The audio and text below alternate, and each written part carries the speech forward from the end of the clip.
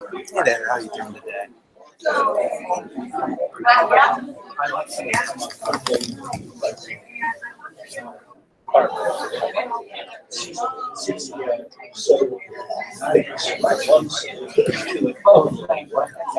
that drives me crazy.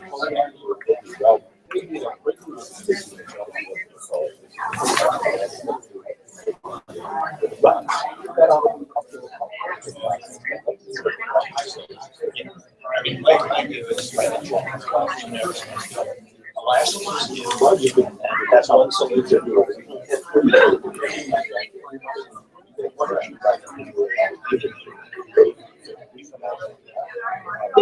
That's right. Any of those. Sometimes these things.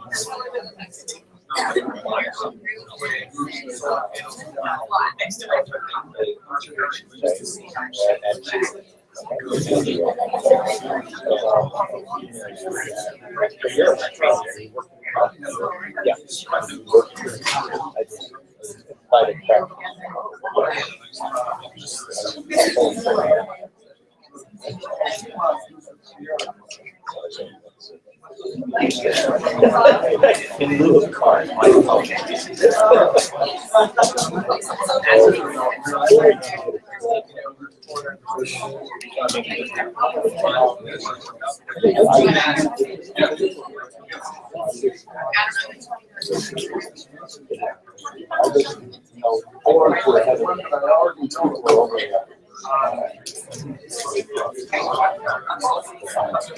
Somebody more pessimistic than me.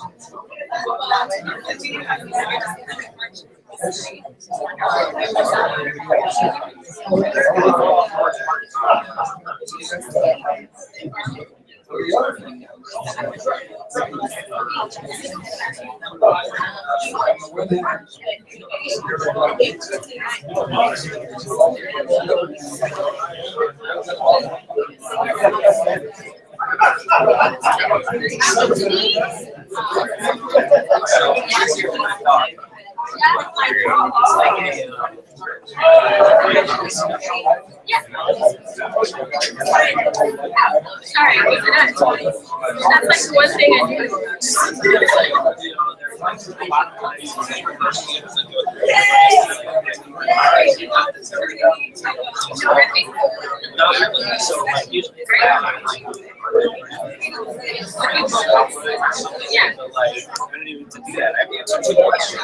There you go. I've got to see if I see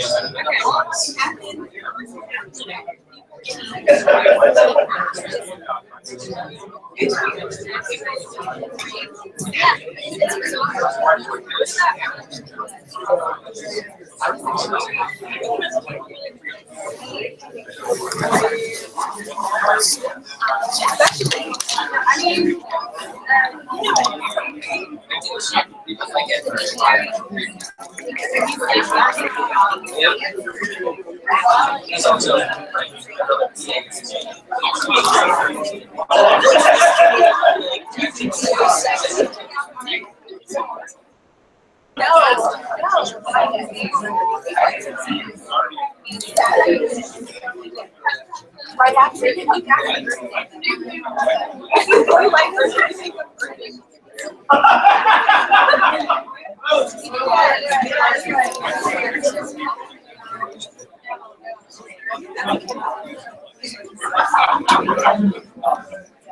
yeah, it says every month I have a climate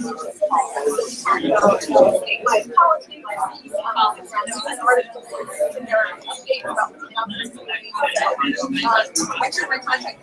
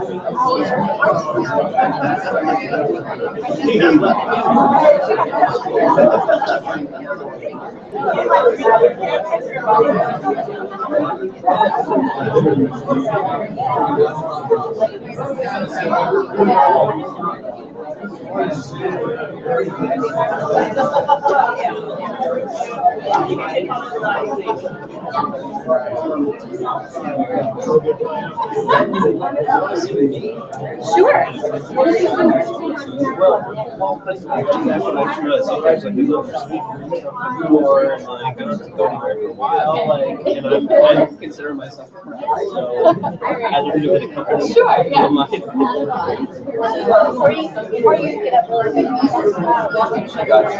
Hi, Walter. Amy.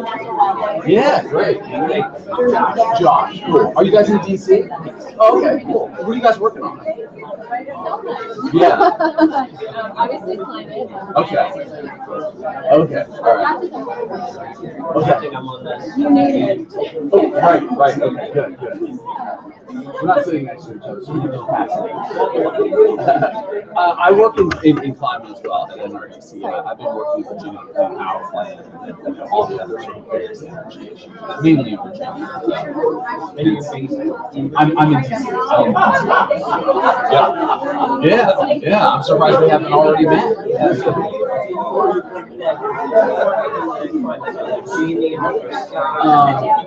Yeah, David Donovan, Jamie. I don't do any federal legislation, so more like the airheads. Yeah, the airheads and out in the states. That's great. That makes sense.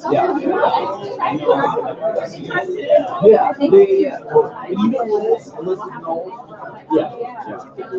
Are you in DC or in like you're staying in DC? Okay, so I'm getting you closer.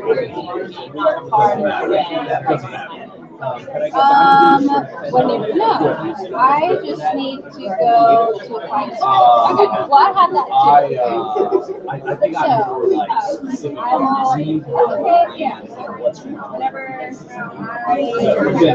well, you're okay. Yeah. Oh, Hunting.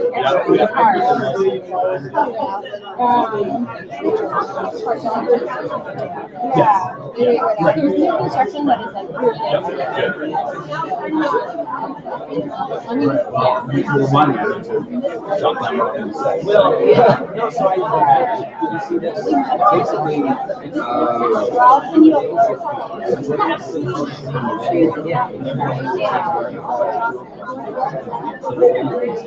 where'd you get that? Grant said hi. Sorry, you can't go here. Get the childcare. Yeah, do you mind if I pay? Everyone gets two. Couldn't pull it Do you have together. a copy of this by any chance? Oh, it's okay. It's okay. Your odds So y'all can share. Is anyone sitting there? Okay, thanks, guys.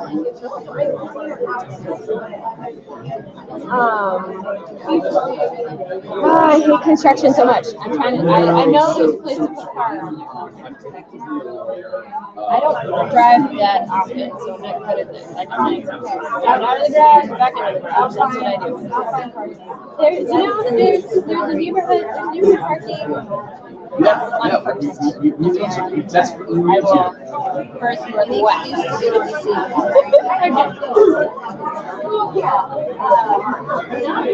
taking it too.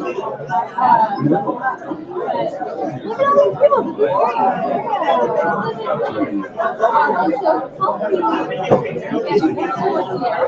Yeah, so when you come to our Q4 meeting, right?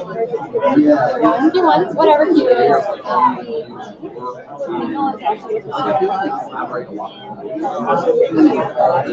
Yes, Kendall, you're in the back.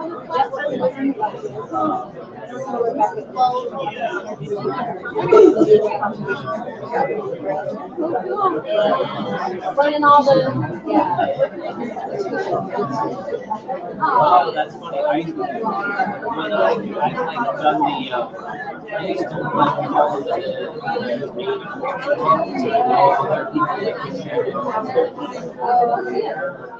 yeah, we're the lobby means for meeting. So we try to whenever we put competition, I just cover. So I covered and I would get calls, I get to know all the That's like you. Nice to meet you.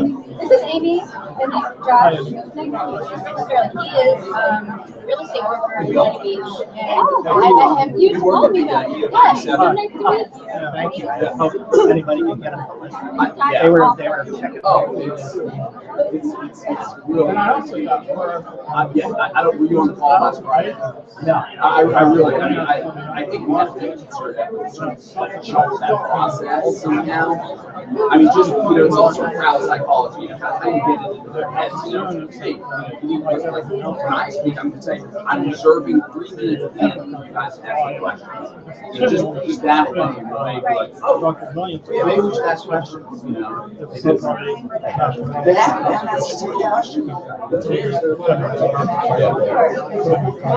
Maybe this election. Maybe. Okay.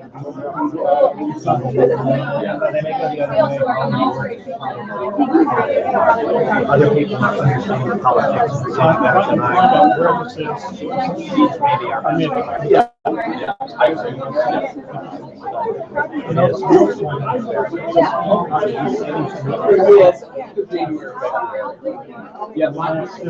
Oh, there we go. Morning, everyone.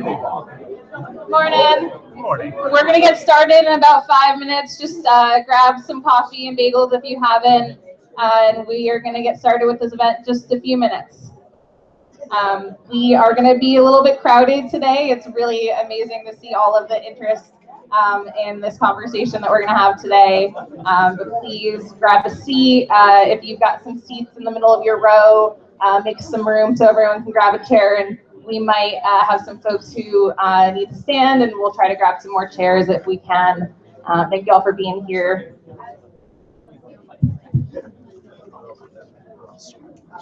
Yeah, we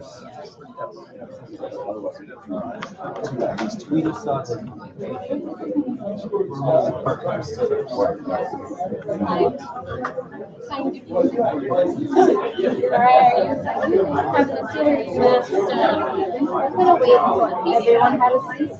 Well, I'm gonna be waiting. Okay, I'll be over here. Sit.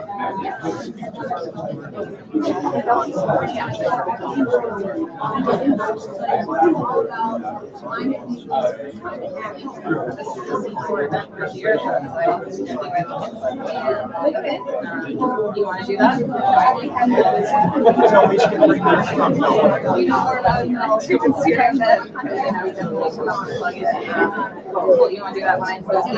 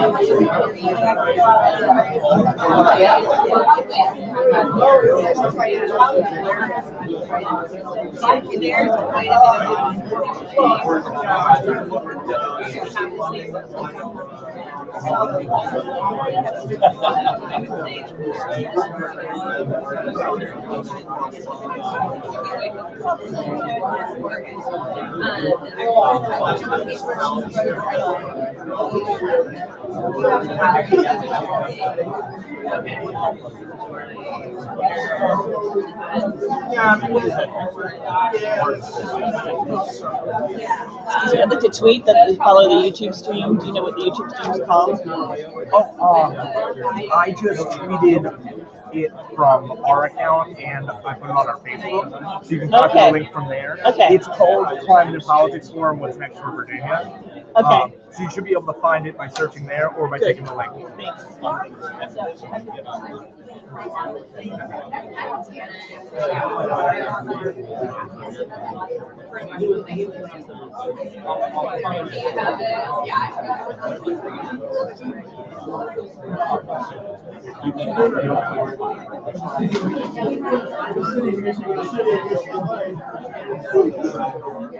Morning, everyone. Thanks so much for being here. Really excited to be having a conversation. I think climate politics, what's next for Virginia, is a big question on everyone's mind. Thank you again for being here. My name is Kelsey Crane. I am the Conservation Program Coordinator for the Sierra Club Virginia chapter. If you haven't already grabbed some coffee, please do so and grab a seat. So I'm going to be honest with you all. This is not the conversation that we hoped or expected to have today. We're really excited with what happened in Virginia, but I think that since what was happening with the Virginia polling, a lot of people were prepared for a different result. And there was a lot of shock and a lot of emotions. And I think that is just starting to settle, and people are starting to ask the questions of what do we do now, and people are ready to take action, and that is amazing. We're not going to answer all of your questions today. We don't know some of the answers to the big questions of what happens with some of the big legislation, some of the big actions that have happened in the last few years for Virginia. There's kind of a crystal ball that we're all trying to look into right now, and it's a little bit foggy. But we do have some really amazing and really knowledgeable speakers who are going to be sharing some information with you today, hopefully providing some clarity, some inspiration, and some direction for you all.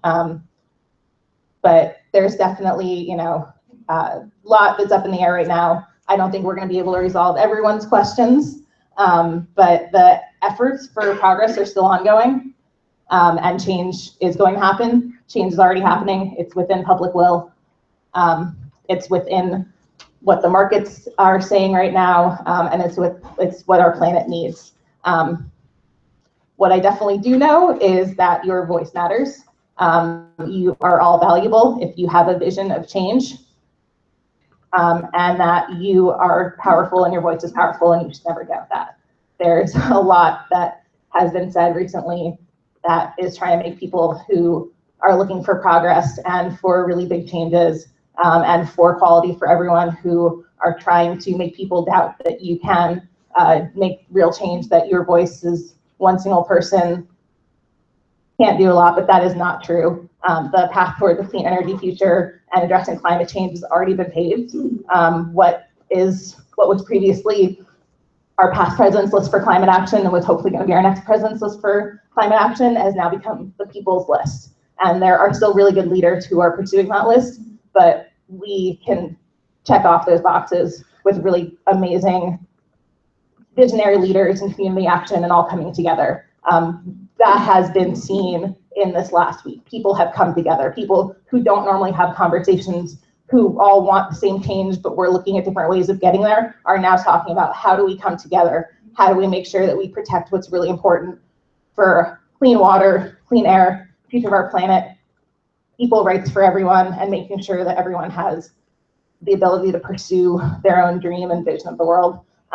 Please share with people that you're here.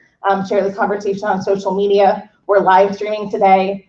Use the hashtag #ActOnClimate, and you can also use the hashtag ClimatePoliticsVA to be part of a larger conversation.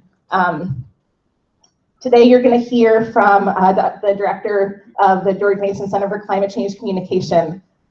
Fortunately, there wasn't a lot of communication about climate change in this this past election, any of the debates, but there were a lot of people talking about that there was a lack of a conversation, and that hasn't happened a lot in the past. Public opinion has shifted, and people really want to see climate action. Dr. Edward Bybach has extensive experience looking at how public opinion engagement on climate change issues and what that means for the actual action that's happening around climate change. We have a really distinguished panel of policy experts, representatives from the faith community, business community, and public health experts. And then after our panel, you'll have an opportunity to ask some questions. I would definitely encourage people to think about what questions you would like asked. We've got a lot of people here and not a ton of time. And please try to leave, blame and frustration and anything at the door. My best rule of thumb for questions is people ask, what question should I ask? Most questions start with "my question is," and then it ends in a question mark. And just try to get right down to the point and make sure that we can have a really great conversation and share as much knowledge as possible about how we're moving forward from here. I recognize some of our local public officials who have joined us today. We have representatives from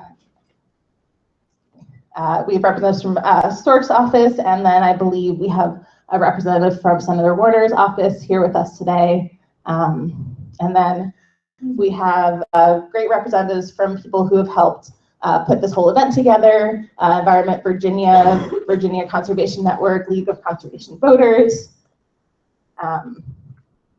Definitely heavily involved in planning this event, and we had a great support from the George Mason Center for Climate Change Communications, the Office of Events, the Office of Sustainability, a lot of voices that went into putting this event together, and it really shows how people are coming together to have this great conversation.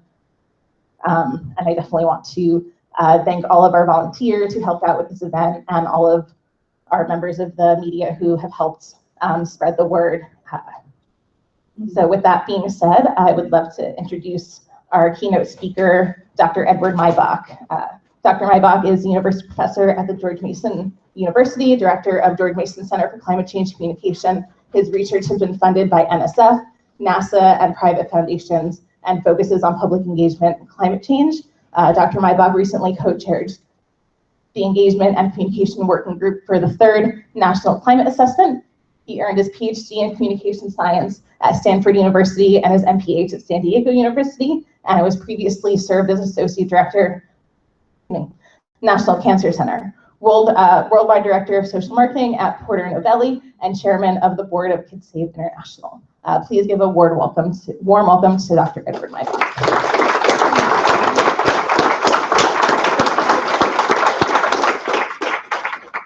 Good morning, everybody. Welcome to George Mason. Nice to have you all here, see some new faces. We've got a very dedicated crew here at George Mason working on climate change.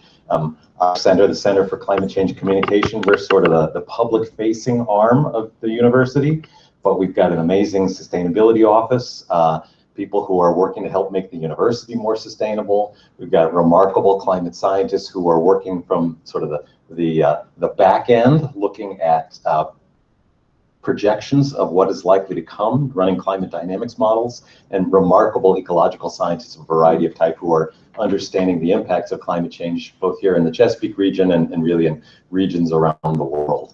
So wonderful to have you all here joining us. Before I share some ideas about what I think the state of public engagement is here in Virginia and what we can do with that public engagement, just want to point to two resources. One is our center, is a source of information for any like-minded citizen or organization who is interested in public engagement on climate change. So please come to our homepage, click on receive our reports, and you will, I've just had a couple of very nice compliments this morning about the practical nature of our research reports and how the compliment was you guys are clearly working hard to take your academic research and make it useful. Yes, in fact, that's exactly our goal. So if you want some useful insights about public understanding and public engagement in climate change, come and receive our reports. Partner in this enterprise is really the only we and the Yale project program. There we go. Program on climate change communication. We're really the only two research centers of the type in the United States. We are very much joined at the hip with our partners at Yale. They have taken our joint public opinion poll project that we've been engaged in since 2008, and they have done something.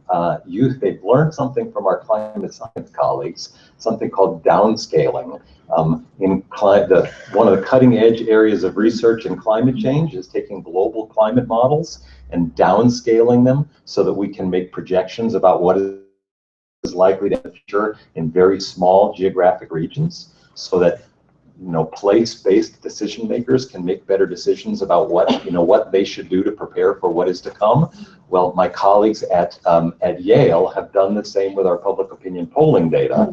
You can go to their website, go to the Yale Climate Opinion Maps, and you can get data, and as well as county-wide data and congressional district level data on 14 different indicators of public opinion. So regardless of what congressional district, what county you are working on in Virginia, you can get localized public opinion data that's very current and will remain current because we refresh it over time. So another great resource for you. Yeah, so the times, they are a-change, and it occurred to me on my drive here this morning that perhaps I, rather than quoting Dickens, or quoting Dylan, I should be quoting Dickens. These are the best of times and the worst of times. They are the worst of times for all the obvious reasons. They are the best of times because we are seeing more public engagement in the issue of climate change, and particularly in the issue of clean energy, than any time in the past. I'd like to actually start by looking at the group who most of us feel are least on board with the issue of climate change. And that is the group of people who consider themselves conservative Republicans.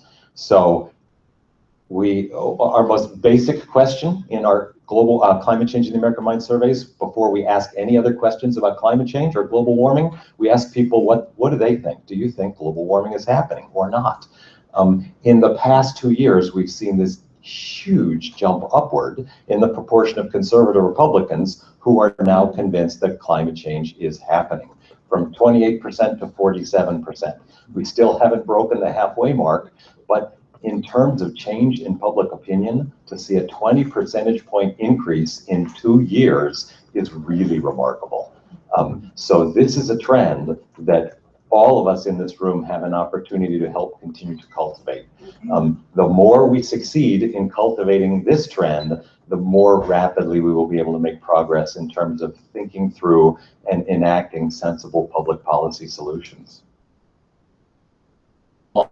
Sort of on a more proximal level, the question of whether or not people are being harmed by climate change. Later in my talk, I'll make the case that it's really important to understand that it's not just about plants, penguins, and polar bears, but it's about people too. When we understand that we have skin in the game, we tend to be much more likely to support appropriate public policy solutions. So this is an indicator. It's still way too low. There's no question. Only about 1 out of 3 Americans understand that people's health and well-being is already being harmed by climate change in the United States. But you can see that there is a bit of it's a slow trend. It's not like the last one I showed you, but it's moving in the right direction.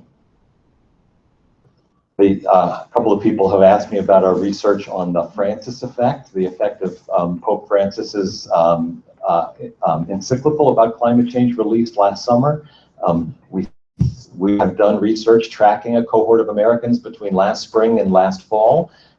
We found that at the margins, more Americans are convinced that climate change is happening as a result of their exposure to this document, not to the encyclical, not our research report. And particularly important is that the thing that we see changing most is Americans who understand climate change as a moral issue. It's not just an environmental issue, it is that. It's not just a scientific issue, it is also that. It's not just a political issue, unfortunately, it is also that. But when people understand it's a moral issue, which was fundamentally the Pope's point, then it really connects to their deeper values and they become more supportive of a variety of appropriate responses. So we think the Pope has started an interesting conversation in America. It's our job to keep that conversation going. All of that said, I need to acknowledge that climate change is a top-tier voting issue for very few Americans. This is essentially the top 23 voting issues for Americans as of last spring. You can see that even among liberal Democrats, it was still only number 6 in their list of voting issues. Among moderate moderate Democrats, it was number 13, and it falls off pretty starkly from there. So while there are a growing number of Americans who understand the issue, who care about the issue, who want to see our leaders lead on the issue, it isn't a top-tier voting issue. Otherwise, I think we would have seen different election results. That notwithstanding, we ask people in our surveys essentially the question, do you prefer to vote for a candidate who supports climate action or who opposes climate action? We ask it in 2 different questions. Each one is totally, is asked in a completely neutral way. So here's the exact wording. If a candidate for US president strongly supports taking action to reduce global warming, would you be more or less likely to do each of the following, or would it make no difference? The first thing we ask is vote for the candidate. By a 3-to-1 margin, people tell us, nationwide, not Virginia, but nationwide, by a 3-to-1 margin, people tell us they are more likely to vote for a candidate who supports strong climate action. And by a 4-to-1 margin, they they say they are less likely to vote for a candidate who opposes climate action. I'm just going to pause for a moment because that seems so totally at odds with what we've just seen. But I would suggest to you that what we've just seen had nothing to do with the candidate's stance on climate change. This was a huge referendum in favor of overturning the status quo. It had nothing to do with people's feelings about climate change. And I think it's important, you can choose to agree with my analysis or not, but if you agree with my analysis, I think you will be optimistic like I am, that we have despite the fact that these are the worst of times, it has created some unique opportunities to organize and convince our elected officials that if you want to stay in office, you would be wise to start to listen to the wishes of the public on the issue of climate change. Unfortunately, fewer than 4 in 10 Americans share a sense of collective efficacy that we, the people who care, can convince Congress to take climate action. That's probably a true statement or a realistic assessment. However, at the state level, people aren't necessarily as pessimistic. So state action is going to be particularly important. Seeing Virginia move forward on really an assertive response to climate change, we have that opportunity now. With regard to sort of public support for the policies that are already in place, it's overwhelmingly positive. So this is the way we ask people, essentially, if they support the Clean Power Plan. We don't name it by name because nobody knows the name, really. We say, how much would you support or oppose the following policy? Setting strict carbon dioxide emission limits on existing coal-fired power plants to reduce global warming and improve public health. Power plants would have to reduce their emissions and or invest in renewable energy and energy efficiency. The cost of electricity to consumers and companies would likely increase. You can tell me if you think this is a fair, balanced representation of the Clean Power Plan. We worked really hard to make it a fair, balanced presentation. It's not stacked in favor of saying, yeah, that's a good idea. Yet still, 7 out of 10 Americans say, yeah, that's a good idea. And even 2 out of 3 moderate conservatives say, yeah, that's a good idea. I like that. That sounds like a fair trade-off to me. So while the law of the land is currently in abeyance, and we don't know where it's going forward, we certainly do know that every state has the opportunity to move forward with their own version of a Clean Power Plan.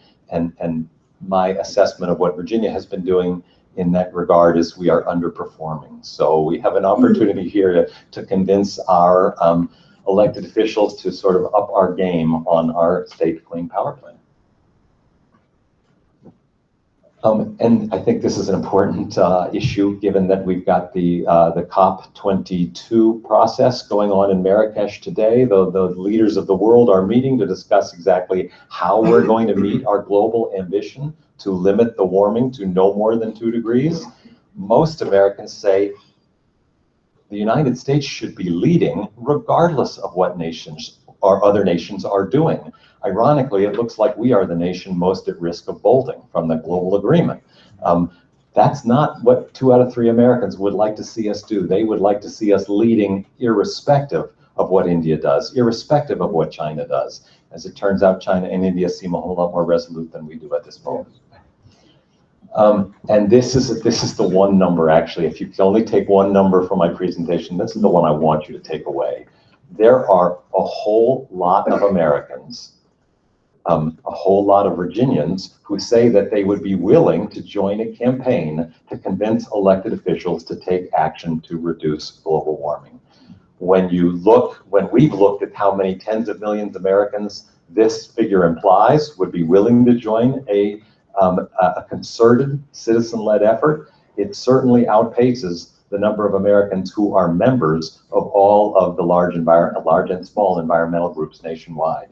So there are a lot of people out there who say, I would be willing to help, and who probably don't feel like they have been asked to help. So our opportunity here is to start asking loudly, clearly, consistently to make sure that everybody who cares enough to want to join such an effort knows that they have an opportunity to do so.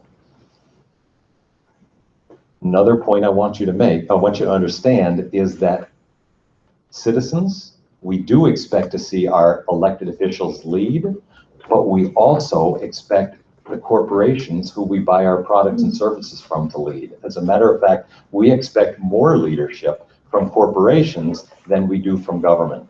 And we expect citizens, other citizens, to do more than they are doing. So if we are too single-minded in our focus on, and we forget the fact that corporate policy, private policy has a huge impact on our collective carbon emission behavior, we're failing to capture what members of the public expect and want to see leadership. So what I'm suggesting is we should be diversifying our portfolio in terms of who we're asking to do what. Let's absolutely focus on public officials, but let's focus on private businesses as well, and on ourselves, on citizens ourselves. Why is it? Trust me, we've tried to figure out why do so many Americans care about this issue. Given it's not, as I've already said, it's not a top tier voting issue, but lots of Americans care about it. And this data here is, I think, our most insightful look into why people care. They care because they understand, this is not on this slide, but I'll get to the slide in one moment.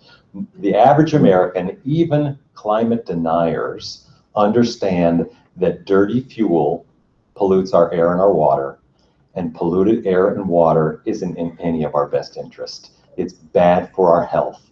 If you have a kid who has asthma, it's bad for her health. If you have a father-in-law who has lung disease, it's bad for his health. So even the most ardent supporters or the ardent deniers of climate change understand that we are taking part in an inevitable transition to clean energy. They see it as a good thing overall. They aren't necessarily committed to it happening right away, but most Americans are fairly committed to seeing that transition happen starting today. And the reason being, they think it's going to provide a better life for their children and their grandchildren. What more fundamental motivation could there be?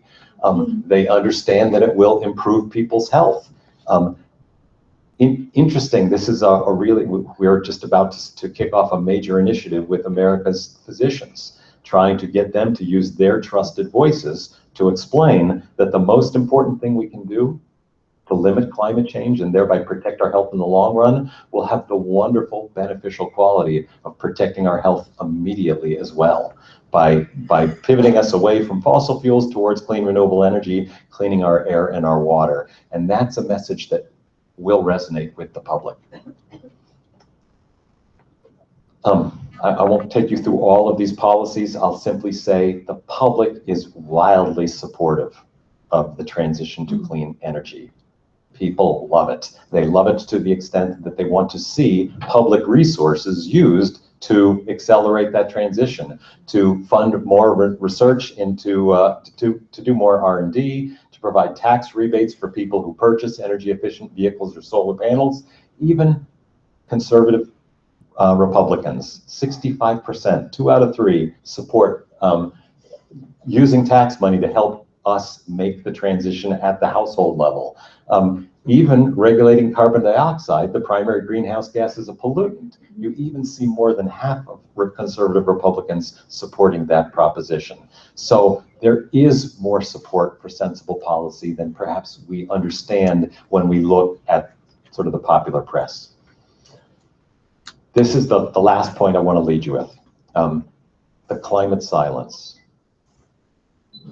We're convinced there is a climate silence because 2 out of 3 Americans are concerned about climate change. They're worried about it. They tell us it's a personally relevant issue for them, 2 out of 3.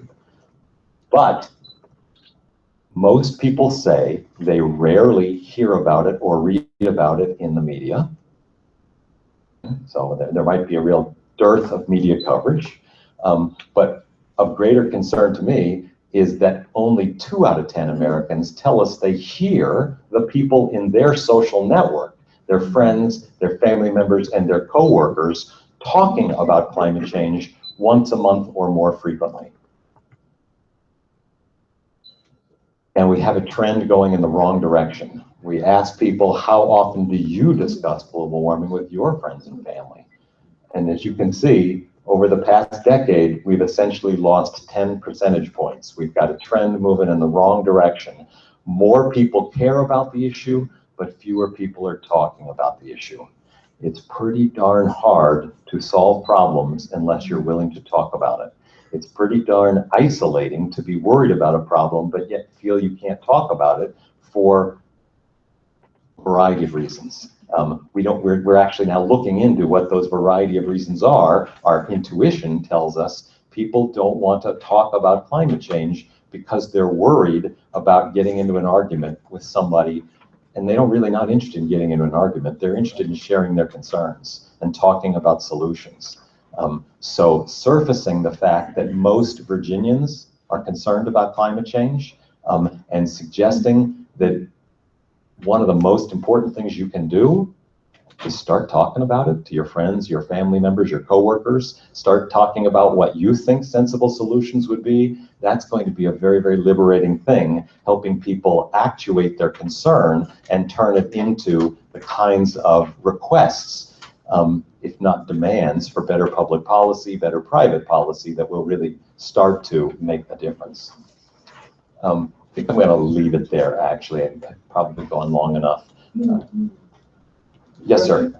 So you and Yale are in the survey business. We are. And there's been over many elections, not just this, the idea that exit polls on election day are biased toward the Democrats. So you had some pretty favorable numbers up here from surveys. Do you ever try to check on possible bias, that people think this is a nice thing to say, but they may actually act differently? Something about bias in a positive, Yeah, so I'll rephrase your question. Are we getting social desirability bias in our question asking? Possibly.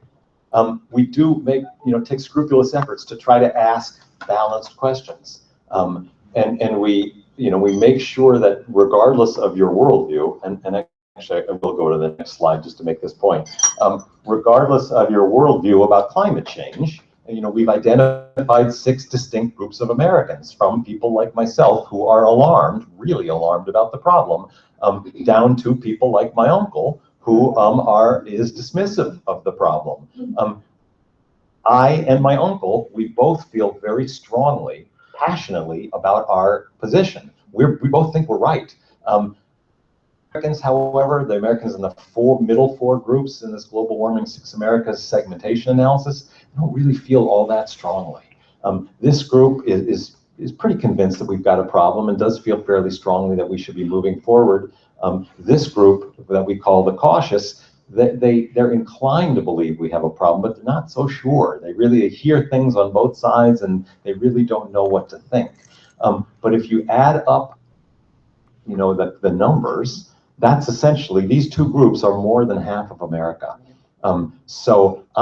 There may be a little bit of social desirability bias in our data, but I don't think it's a lot. And I really do think these are people who you can be asking today to take action, and they're ready to take action.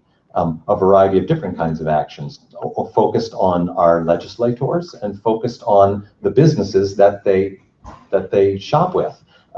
These people aren't necessarily ready to take action yet, but they are already more or less on our side. They understand we have a problem. We need to talk to them, help them understand this isn't tomorrow, this isn't next century's problem, it's today's problem. Yes, it's going to be a huge problem next century, but this group of people, they understand it's a problem today. This group of people think it's a problem between 10 and 25 years from now. This group of people think it's a problem that will start to manifest between 25 and 50 years from now. So there's a real clear temporal gradient in terms of how far off in the future these different people see the problem. That conversation about climate change and end the climate silence is to help people and help this group and that group understand that this is actually today's problem. We are already seeing the impacts, but more importantly, the kinds of solutions that we need to put in place to prevent the worst impacts have to be put in place now. Lots of hands up. Feel free to start shouting it out. I saw you first. The doubtful and dismissive appear to have intimidated the rest into the climate silence. And how does one combat that? Absolutely. I wouldn't say the doubtful. The doubtful actually, we think they still have their minds open. They're listening. They are doubtful, but they are listening. This group is not listening. This group is angry. This group is vocal. And yes, they are really intimidating. Fox News is sort of the playground for this group.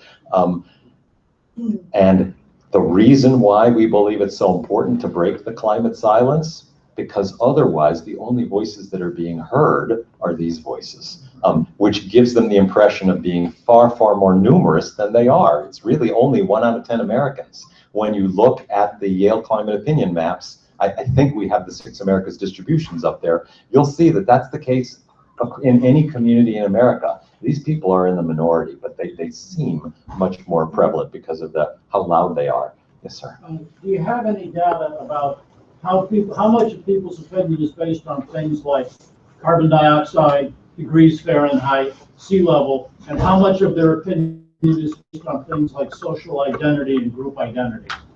Great question. So the one factor that is more important than any other in terms of influencing where people fall on this continuum, ideology. So these people are almost all conservative Republicans.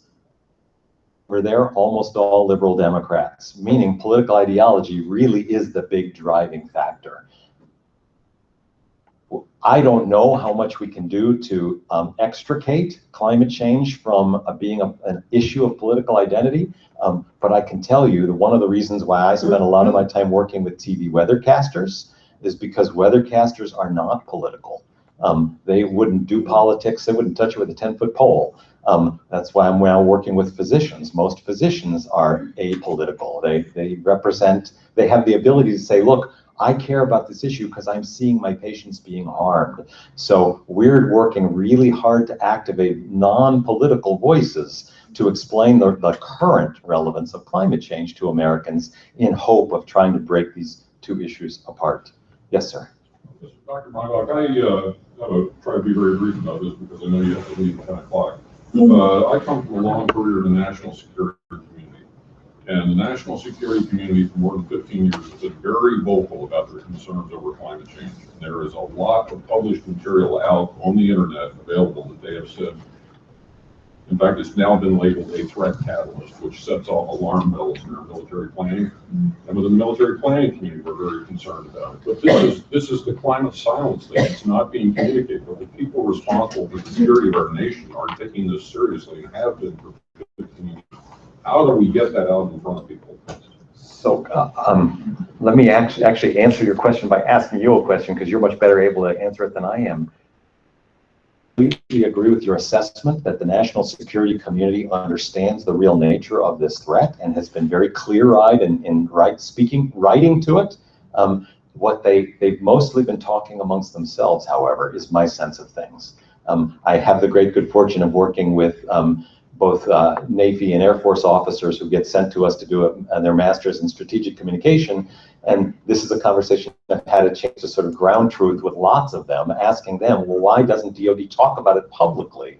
And so I'd love to hear your answer to that question. The answer to that, sir, is that we respond to orders. It's in our nature. That's what we do. And we have these very strong feelings, but if somebody does not ask us, we won't often say that. I say it because I'm retired. I'm now speaking both as a retired military officer and as a private citizen on this thing. But if people ask us, if people like you ask us, if other people ask us, we can point you to reams of material, as you know, that's unclassified on the internet where we have forcefully said our concerns about this. We would love people to start asking us. Perhaps you and I could talk afterwards and start to develop a plan about how to make sure that asking is happening at scale. Yes, sir. Sort of a half observation, half a question. If you look at your questions, it's about, do people believe in global warming? But there's a series of questions, it seems to me, that need more granularity to get to action. And that is it human caused? You get a different answer. Is it harmful? And ultimately, is it dangerous if action isn't taken? So that seems to me that highlights a big gap and makes the problem even worse than what your data is showing in terms of human understanding to get action started. Deal with that, and is there a way to get more exposure so that you can have more focused communications on those points? So I'm getting the hook here, which is just great, because you just set me up to show you my last slide. This slide's a little complicated, so let me walk you through it.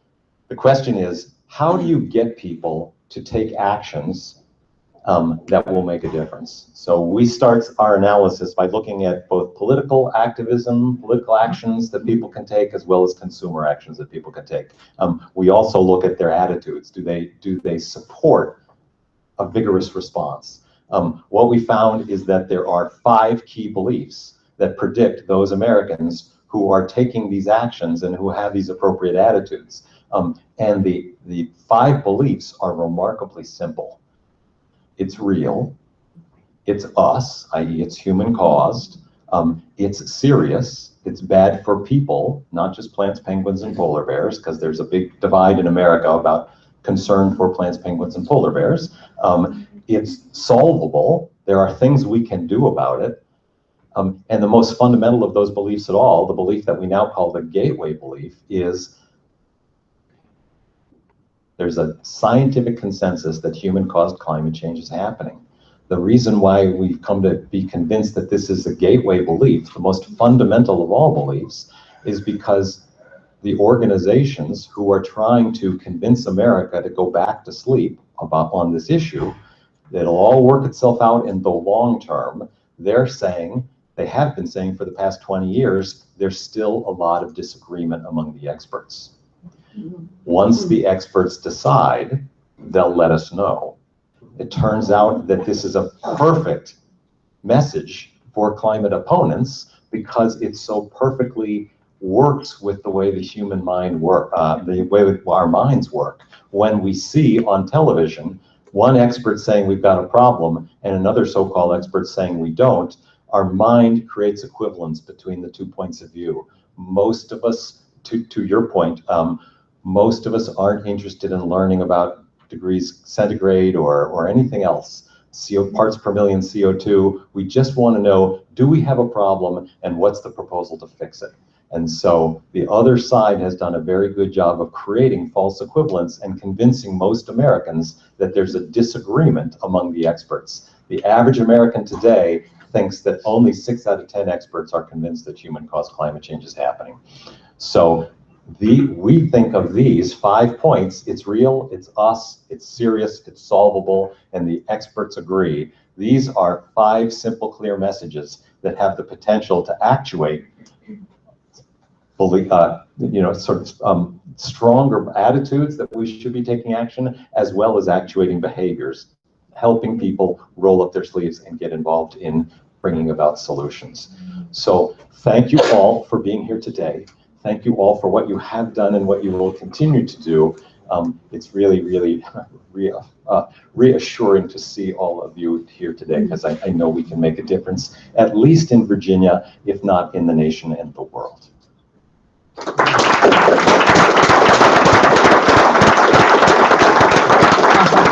We're going to have these slides available for you all after the event. You registered or we have your email available, I can get them sent out, or I will publish them share them on the Sierra Club social media outlets.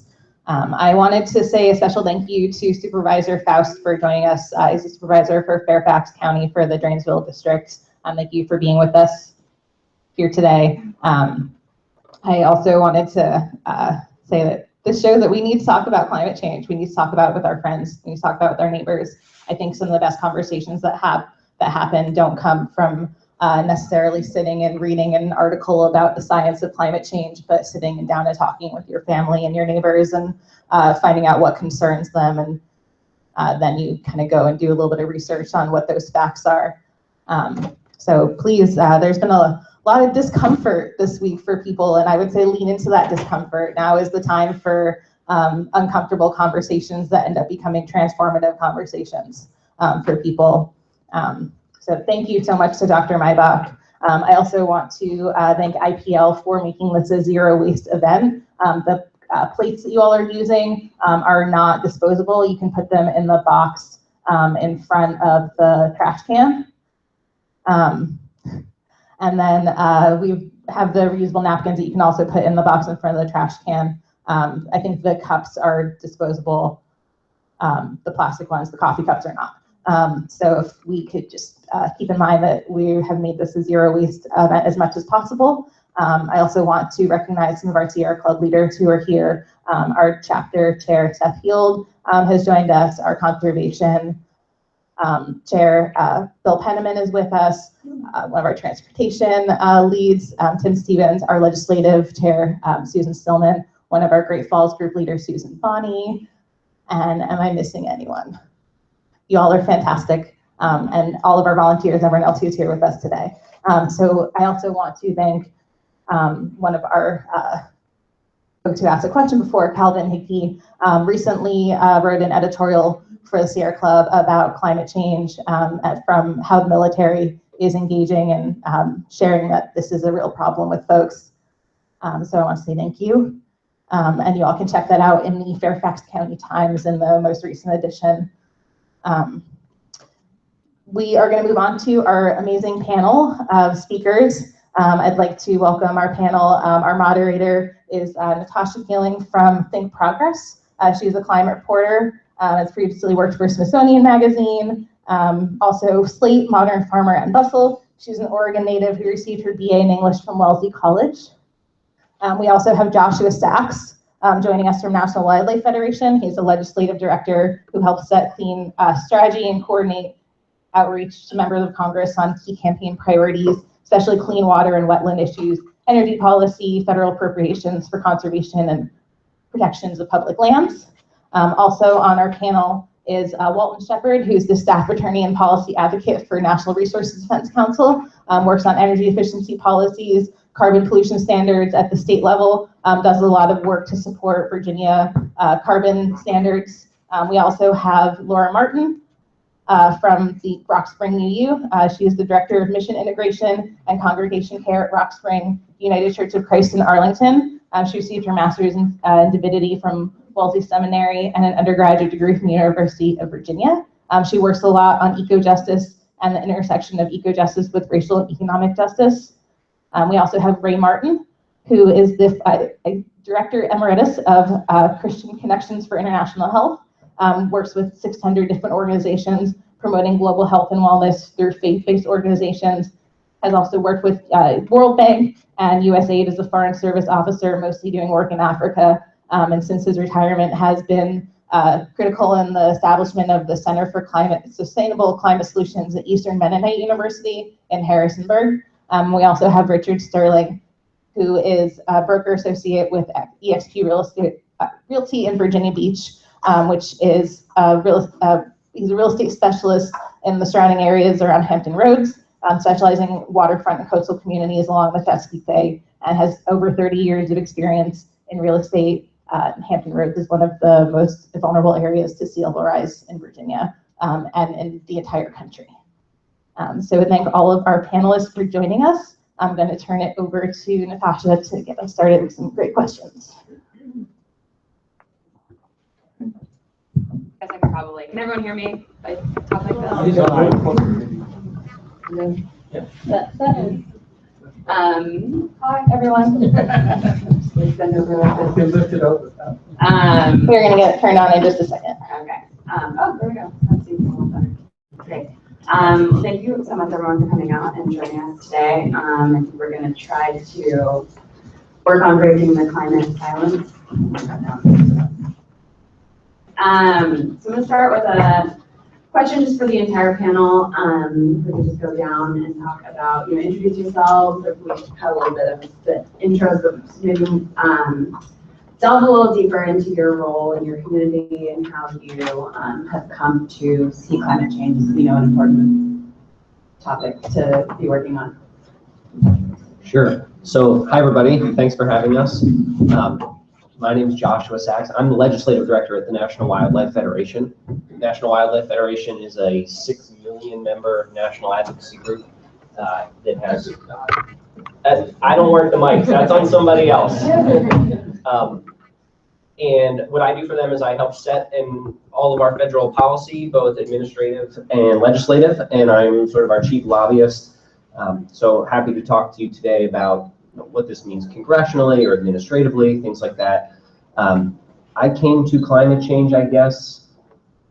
My first job in the environment world was working for a place called the Clean Air Council back when George W. Bush was president.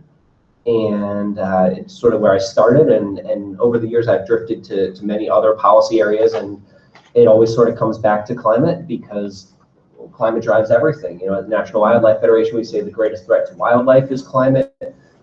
So it sort of keeps pulling you back, I guess. Good morning. I'm Laura Martin from Rock Spring United Church of Christ in Arlington. We're a church of about 500 members. And really, I think that many of us feel from a faith perspective that we are called to support and promote and live into a sense of fullness of life for everybody. And as we have started looking together at racial and economic justice issues, we keep noticing the intersection with climate change. And my consciousness has been raised more and more over the past year.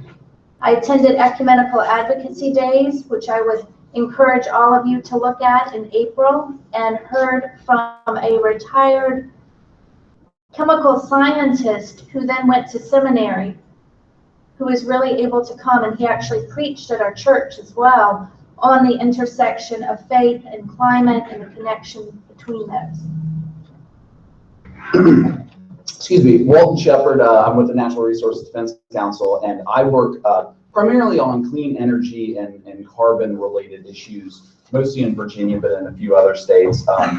Both at the administrative level, a lot of people are probably familiar with the Clean Power Plan. That's been a lot in the works in the last couple of years. We'll probably talk about that in a bit, about its status. But also utility policy at the State Corporation Commission, which is sort of like the kind of unheralded, like, major mover of energy policy in Virginia and Virginia's General Assembly. And I guess motivation, how did I come to climate related work? I grew up in West Virginia, and I think it was mainly just being on the just seeing firsthand that climate change begins with destruction, and in this case in West Virginia, just sort of the destructive mining practices, both from an environmental perspective, but always to me was more importantly the human perspective, how destructive it's been to human health in West Virginia, and then of course that it ends in destruction with the larger effects of climate change. And I think also being frustrated that, as we've seen in this last election, in West Virginia, it was always essentially the special interest group, the mining industry, essentially was successfully able to hog the microphone and speak with a voice that was outsized to their actual impact and representation in West Virginia, and being frustrated by that sort of outsized influence. So that had a big impact on me as well. So here I am. Thanks. I'm Ray Martin. Most of my career was with USAID and the World Bank. I was a Foreign Service officer working primarily in Africa, also Pakistan. And so I have a very international, global perspective. I also respect science. I started out as a biology major, actually, in college. And so way back, I began to see climate change as a risk. And certainly with my international perspectives, and what appears to be the case that tools that have contributed the most to climate change are often not the same ones who are most impacted buy it. So there's a moral justice issue involved, which my faith background compels me to do something about. So what I've decided to do in my, quote, retirement, I'm not retired in one sense of the word, is devote a lot of my time and my savings to this issue. I now have a grandson who's almost 2 years old. I know there are a lot of other grandsons and granddaughters too, but now that I have one of my own, I can personalize it in him. And, you know, we usually say we would do anything for our children and grandchildren. But if we're honest with ourselves and even believe a little bit of what scientists are saying about climate change, one would logically think that that would compel us to action. It does compel me to action. And I'm devoting a lot of my effort now to raise awareness with those who are still in the or the doubtful category, so that we can get a growing commitment to action. I'm Rick Sterling. I'm a real estate broker here in Virginia, have been for over 30 years. I'm with the nation's first cloud-based real estate firm in the United States. We have over 2,000 agents nationwide now in 43 states, and we have no bricks and mortar office, so that we can save money as a corporation and also have an impact on the environment by not jumping in the car and running to the office every day. In real estate, I see a tremendous amount of economic impact of climate change just in my area of Hampton Roads with sea level rise. It's affecting people grossly economically. It's affecting, as stated earlier, the Navy's readiness. Hurricane Matthew, my son-in-law, is an ensign on the aircraft carrier Bush. He could not get to the ship for his command duty station because of flooded roads. Even though he has a big SUV truck, to get through at least a foot of water, some of the roads had 2, 3, 4 feet of water in Hampton Roads. And this was not a major storm. This was a low impact storm. Every day on Hampton Roads, a high tide and a full moon, we have flooded streets. My house sits 10 blocks back from the ocean. I'm 16 feet above sea level, although I'm not in a flood-prone zone area. You have to understand for the economic impact of housing and businesses with sea level rise is that when you're at sea level, we don't have gravity-fed sewer systems. Everything is a pumping system. All of our water systems and streets drains directly into rivers and bays, and you get a high tide, a northeast wind, and that water can't go anywhere. And we'll get into some of the more devastating economic impacts, but that's what I face every day selling real estate in Virginia. You know, as you guys are out in your communities working on these issues, how do you see the conversation around climate change evolving?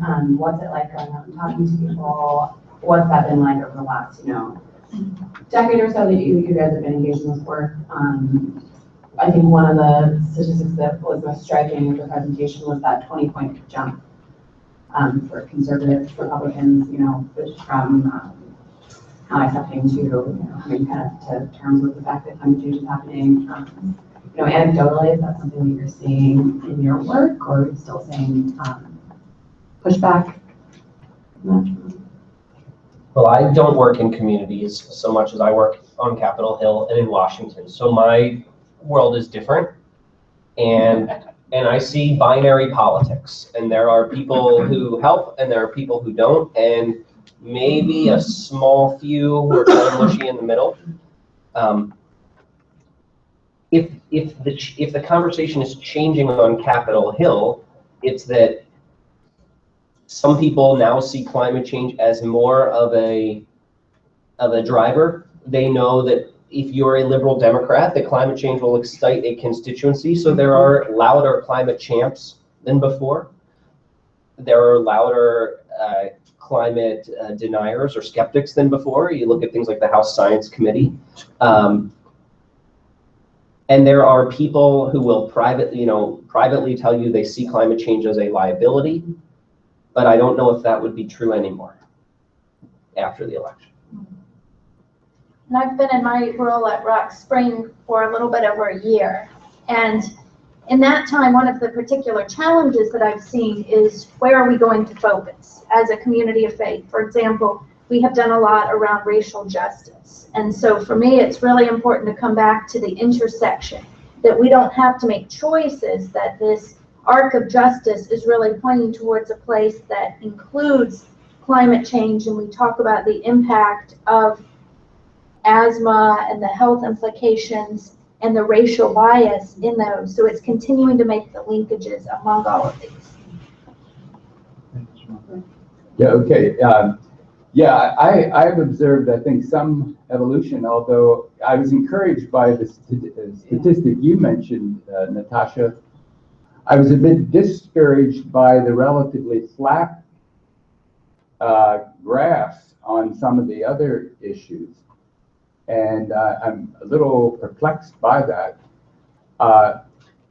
One of the areas of evolution that I think is taking place, is that the conversation around climate change several years ago seemed to focus primarily on Arctic ice. You know, our speaker mentioned that Arctic ice, polar bears, and so forth. What is beginning to happen, but it's not widespread yet, is a recognition that climate change is affecting our health and well-being right now. It's beginning to happen already. And later, I guess I would like to talk more about the health impact.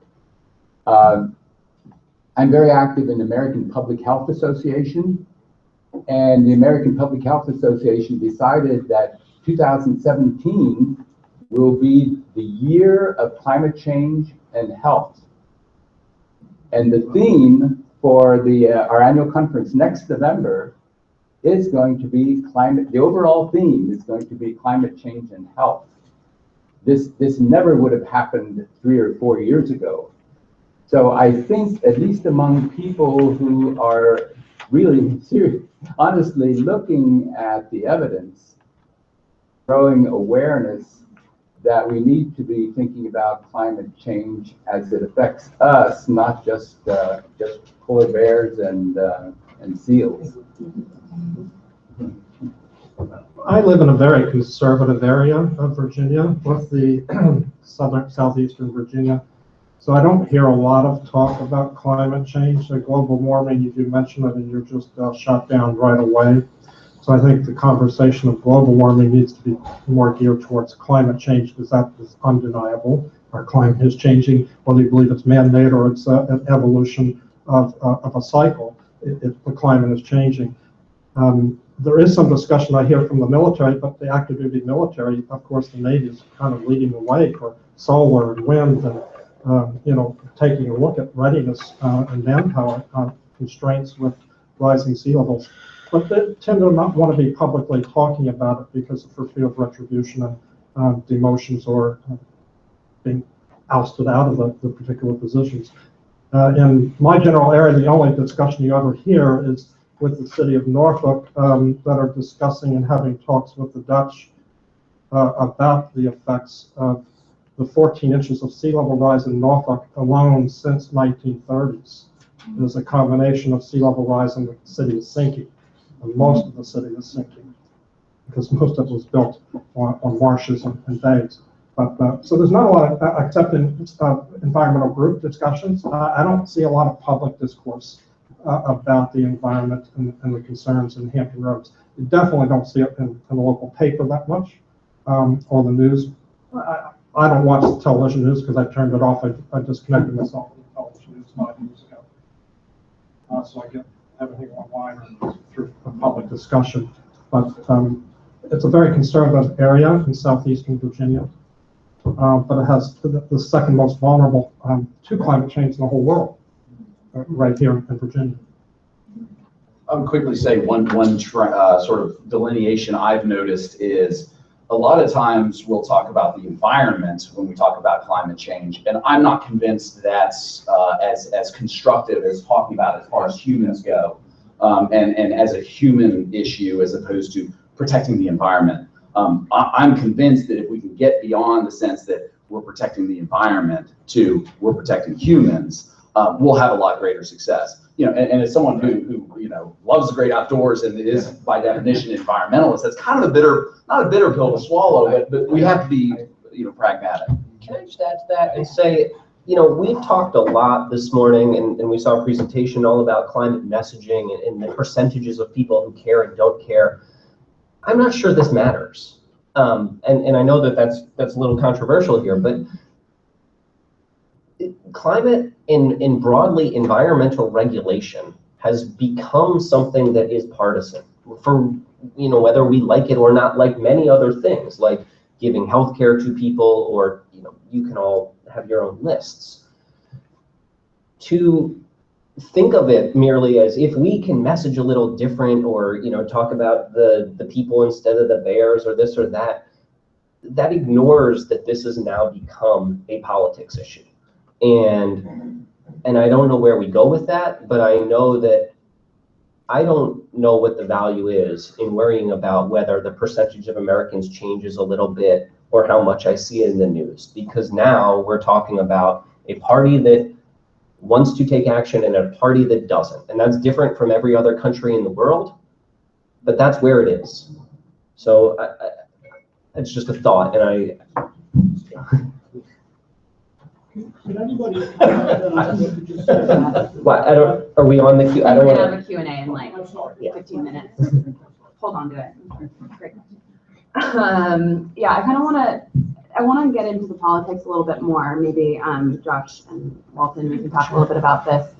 The election of Donald Trump as president has clearly changed kind of the landscape of politics for the next 4 years. The vision that he presented in his campaign is one of kind of unfettered fossil fuel extraction, a rollback of Obama's Clean Power Plan, Waters of the United States rule, a lot of his kind of cornerstone climate policy. kind of bumming us out here. Yeah, it's a little fun. What is the path forward for climate politics for the next 4 or so years in the face of an administration that denies climate change and a Republican-controlled Congress that has shown itself to be pretty obstinate in the face of climate action? So I'll start since we're bummed out. I remember a particularly bummed out colleague that I worked with. I mentioned working in West Virginia. We suffered defeat after setback, and he had a little rye sticker above his desk. It's something about, due to unforeseen circumstances, the light at the end of the tunnel has been turned off. Or something. So yes, we can feel the next 4 years are going to be tough. But I do want to remind folks, and this is something of a guidepost for the next 4 years in broad terms. Okay, we've made a lot of fuss in the last several days about democracy did deliver Donald Trump to the presidency. We have to acknowledge that, whether you agree with the Electoral College or not. By the same token, democracy also created the Clean Air Act, a landmark, just bedrock foundational law that is very hard to undo in any of its permutations. And we have a blueprint for this, is the George W. Bush administration. So unwinding a bedrock law like that is quite difficult, and we've succeeded in blocking that before. So democracy has also created the judiciary. We do have I don't want to be too Pollyannish, but we do have favorable court conditions in a variety of circuits where it really matters.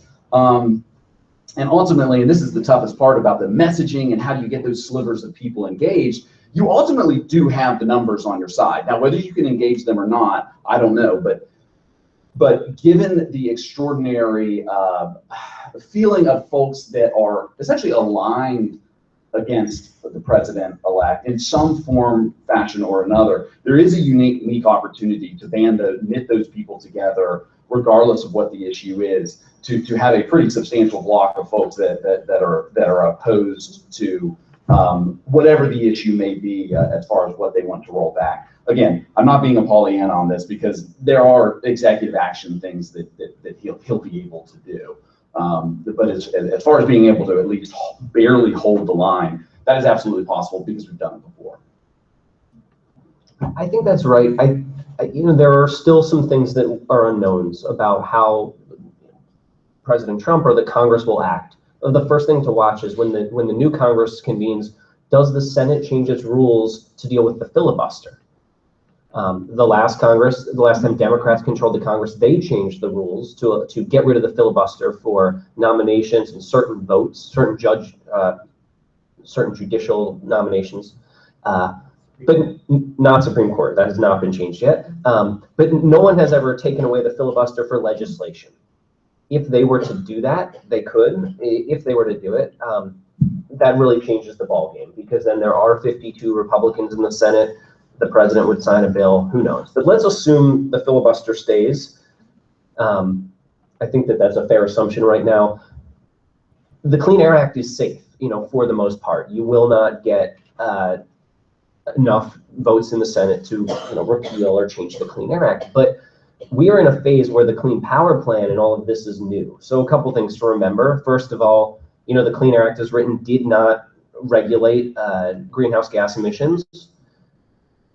There was a court case, Massachusetts v. EPA, which I'm sure many of you have heard about. That is still the binding law, which says the Clean Air Act was meant to cover these things. So the administration, a new administration, is bound to do something. They can drag their feet. They can fail to promulgate new rules. The Clean Power Plan, remember, is a big bundle of stuff. And we talk about the power plant rules, which have been promulgated, which are going to be harder to undo. But there are a lot of other parts. There's rules about methane emissions and accounting for cars and all these things. And those might not get put into play. And even worse, one more thing I'll tell you about is there's something in Congress called the CRA. The Congressional Review Act is a law that was passed that enables Congress to invalidate a rule. So they could have done that on the Clean Power Plan standards for power plants, for instance. We had that vote in Congress and they weren't able to do it. But if you are able to pass a CRA on a rule, let's say the new methane rule, which isn't yet finished, and they CRA it, not only does the rule become invalidated, but it's sort of like in Rome where they would salt the fields after they would go through, because it bars you forever from trying to regulate the same thing. So let's say the methane rule, right, was finished by President Obama or by the next president and then went back to Congress and they passed a CRA. Not only is that rule invalidated, but we can never regulate methane again. We are spending a lot of time right now in Washington trying to go through every single rule and every action and figuring out which ones do we want the Obama administration to finish in a hurry right now. And which ones do we say, let's pull back and not do anything? Because at a minimum, it'll take longer for a Trump administration to promulgate a new rule and get it to Congress for the CRA. It's complicated. It's taking up a lot of our time. Sorry if that was... Oh, no. It's great. So we talked about domestic. On the international front, I think the Paris Agreement is probably the biggest question mark. Trump has promised to withdraw or renegotiate the terms, which probably renegotiation not necessarily possible. Members of his transition team have talked about maybe even pulling out of the UN treaty altogether. That is the basis for it, which is kind of a nuclear option.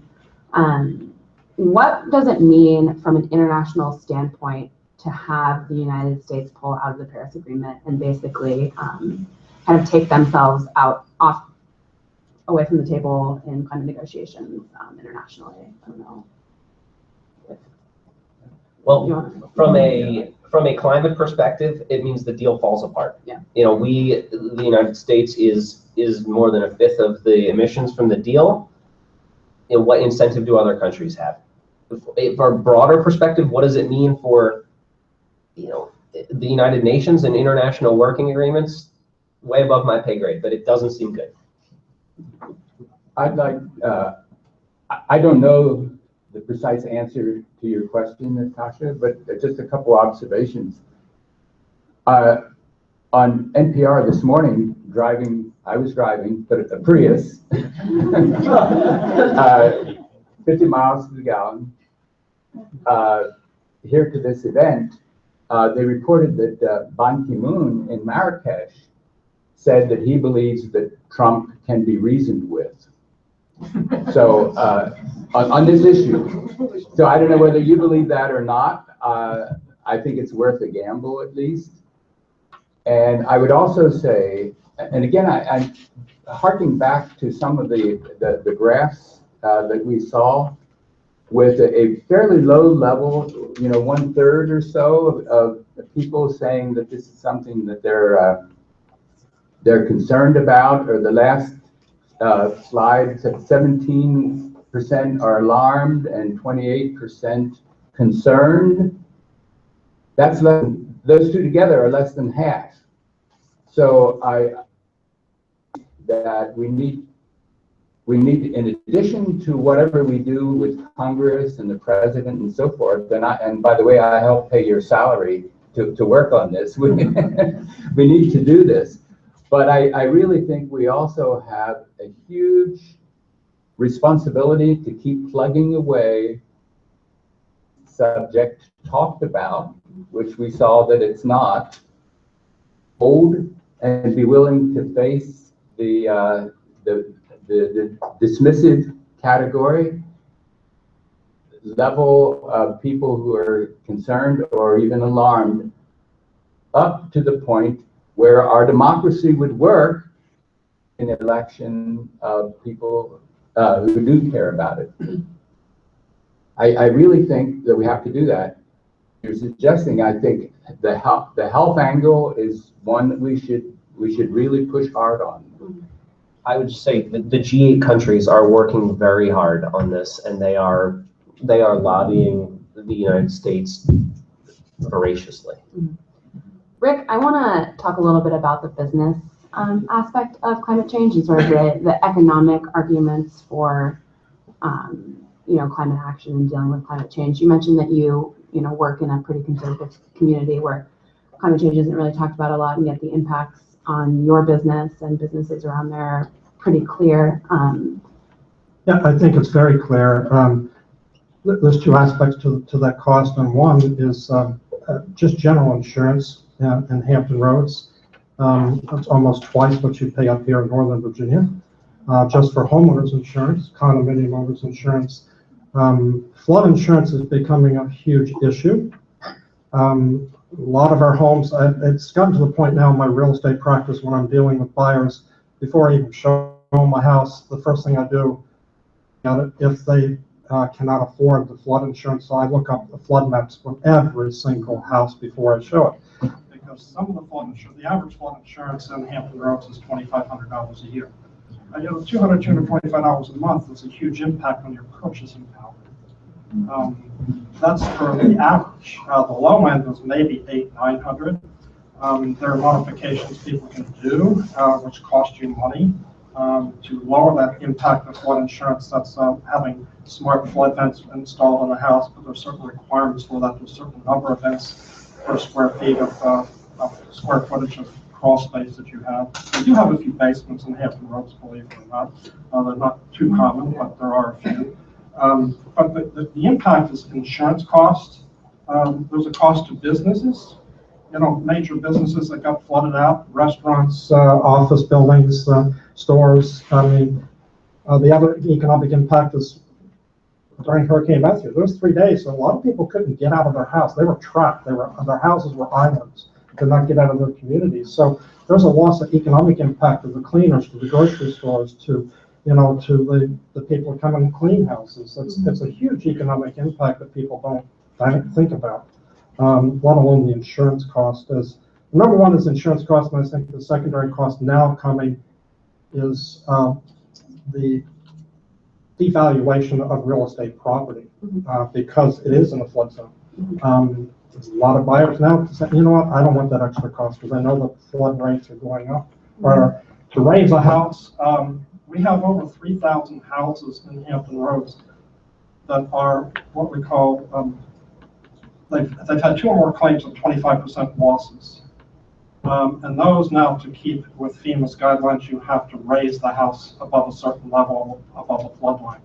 That cost can be anywhere from $40,000 to $140,000 to raise one house 8 to 12 feet. I did some research and study just across the United States, the number of houses that are vulnerable to this and need to be raised.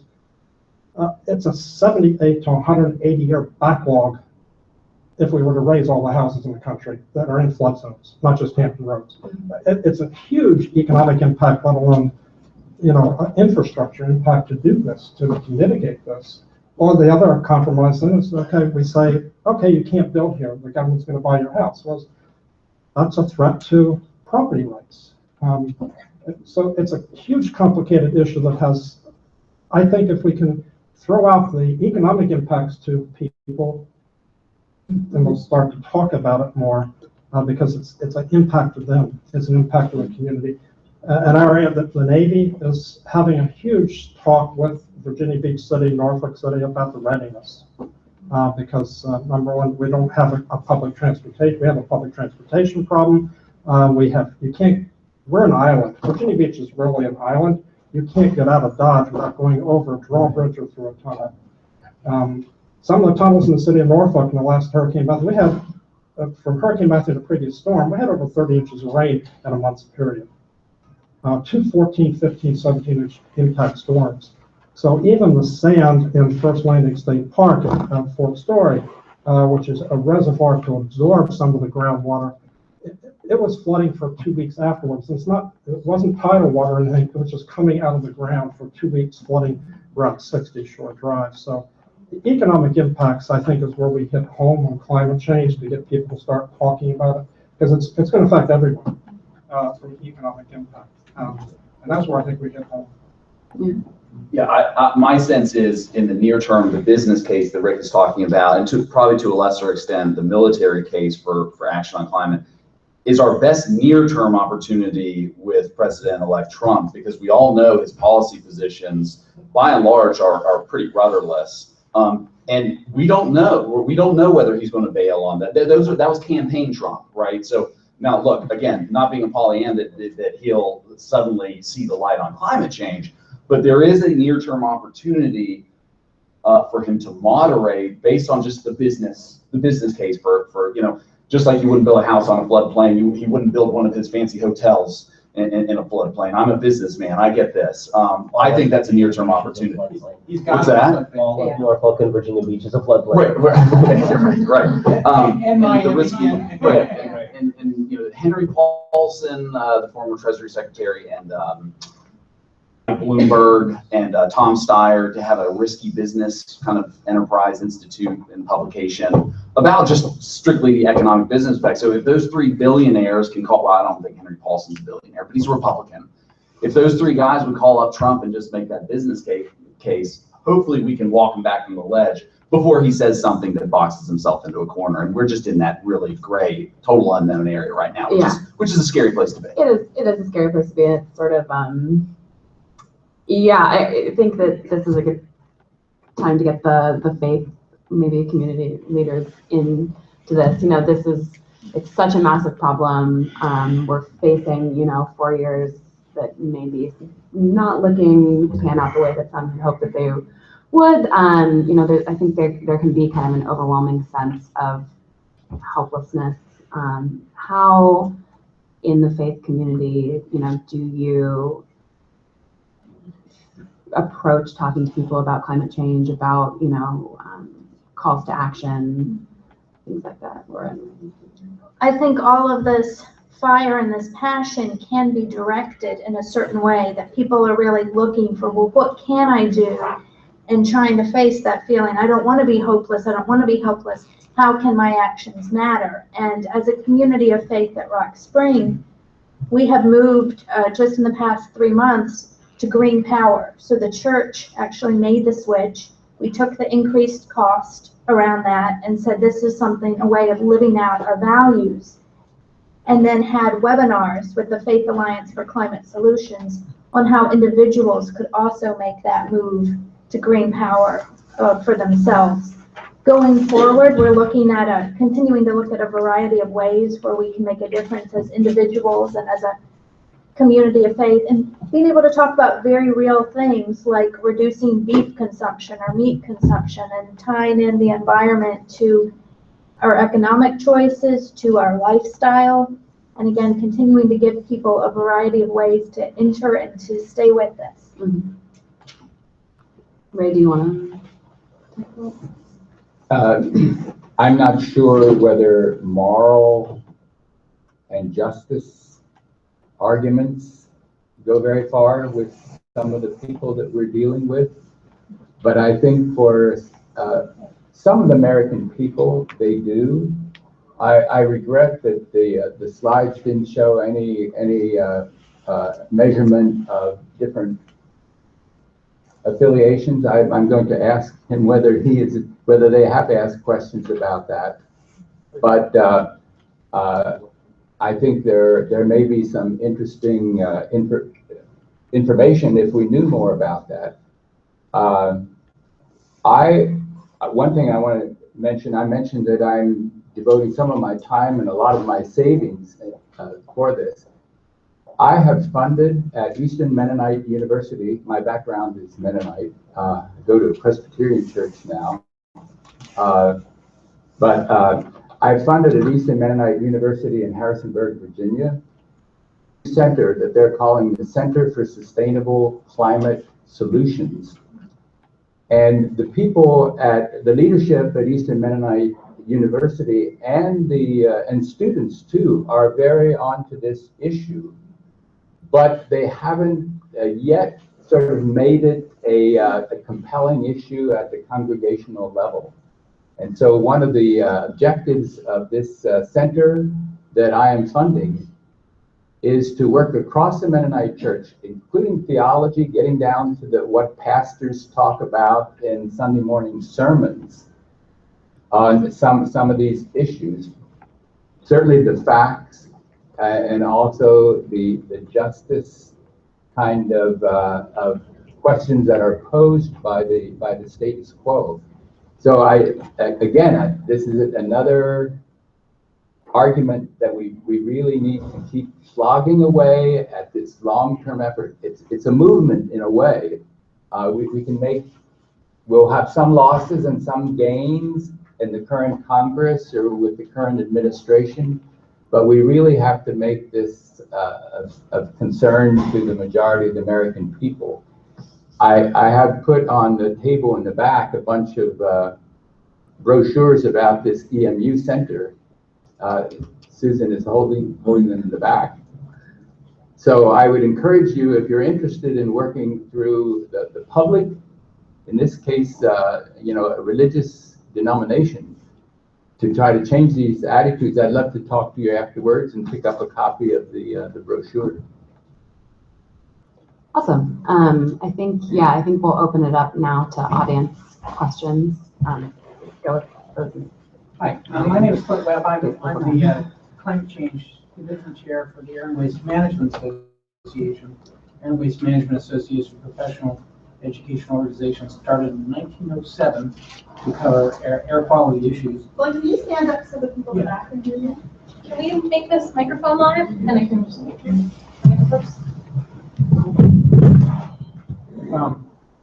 And my name is Flint Webb again with the Air and Waste Management Association, and we're a professional educational organization founded in 1907. And I'm going to be chairing a conference in Arlington, one of a series of climate change conferences going back at least to 2003, I think, next year. And a couple of observations I had. First of all, I want to point out that the Rio Treaty was a signed treaty and is actually law. So I'm wondering about what does that mean in terms of some of the rollback capabilities. And I want to say from a messaging perspective, I always have been very careful to make sure that we include adaptation as one of our key points, because that's how we get to that last 10%, because that it's costing them money for flood insurance and so forth. that's how we get them in the door and then expose them to some of the other stuff. And had comments about the impacts of the Rio Treaty and what that means in terms of what President Trump could do. I am not an expert in the Rio Treaty, but my understanding is that I don't know if it was ratified by Congress. It was ratified by Congress. It was signed by the first President Bush and ratified by Congress. I believe that it was essentially a framework. Yeah, it was an agreement to agree. So it didn't have anything binding in it other than. It did have some goals in terms of keeping greenhouse gas emissions to 1990 levels. I respond to that. I'm a retiree, but I worked on some of this. The Rio Convention is a treaty. It was signed by the U.S. It's still in effect. We're members of it. The COP21 is not a treaty. It has no enforceable language precisely because the U.S. Senate would not ratify it. And so we did not join Kyoto Protocol, even though we were members of the Kyoto Framework Convention. And we also do not have to continue with it's not easy to withdraw from COP21, but it can be done from everything I've read. It's not a treaty. It's not ratified. Kyoto Framework Convention.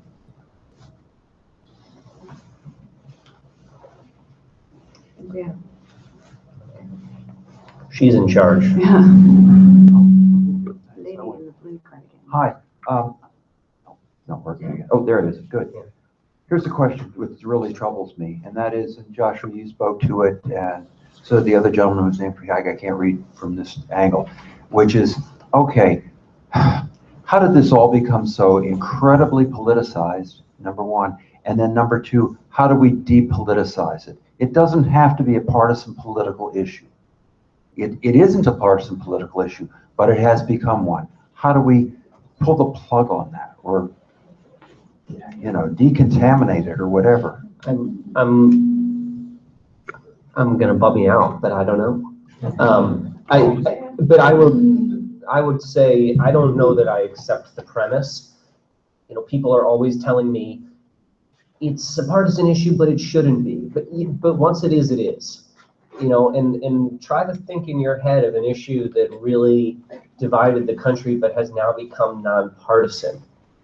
I don't know, maybe recycling, but what do you got, right? It's very hard to think of something like that. And if you look at all of the broad social science data, I like to look at the Pew's, surveys of attitudes and things that they do every election year. That shows that people more and more divide themselves by parties and believe whatever their parties believe. So I'm going to flip the sort of question and say, I'm not sure the answer is how do you departisanize this, if that can be a word. I think the answer is how do you make sure the party that believes in what you believe wins? And I would answer that also from a faith perspective. I think that for my Christian faith, the gospel is not right or left, but as William Barber says, it's talking about this moral center. So if we were to love our neighbor as we love ourselves, as we love God, that having that message preached from pulpits, including to the 88% of evangelicals who supported Trump, I think is very much a call to consciousness. The subtitle for this conference was "What's Next for Virginia?" What's next for Virginia? I'll jump in there. So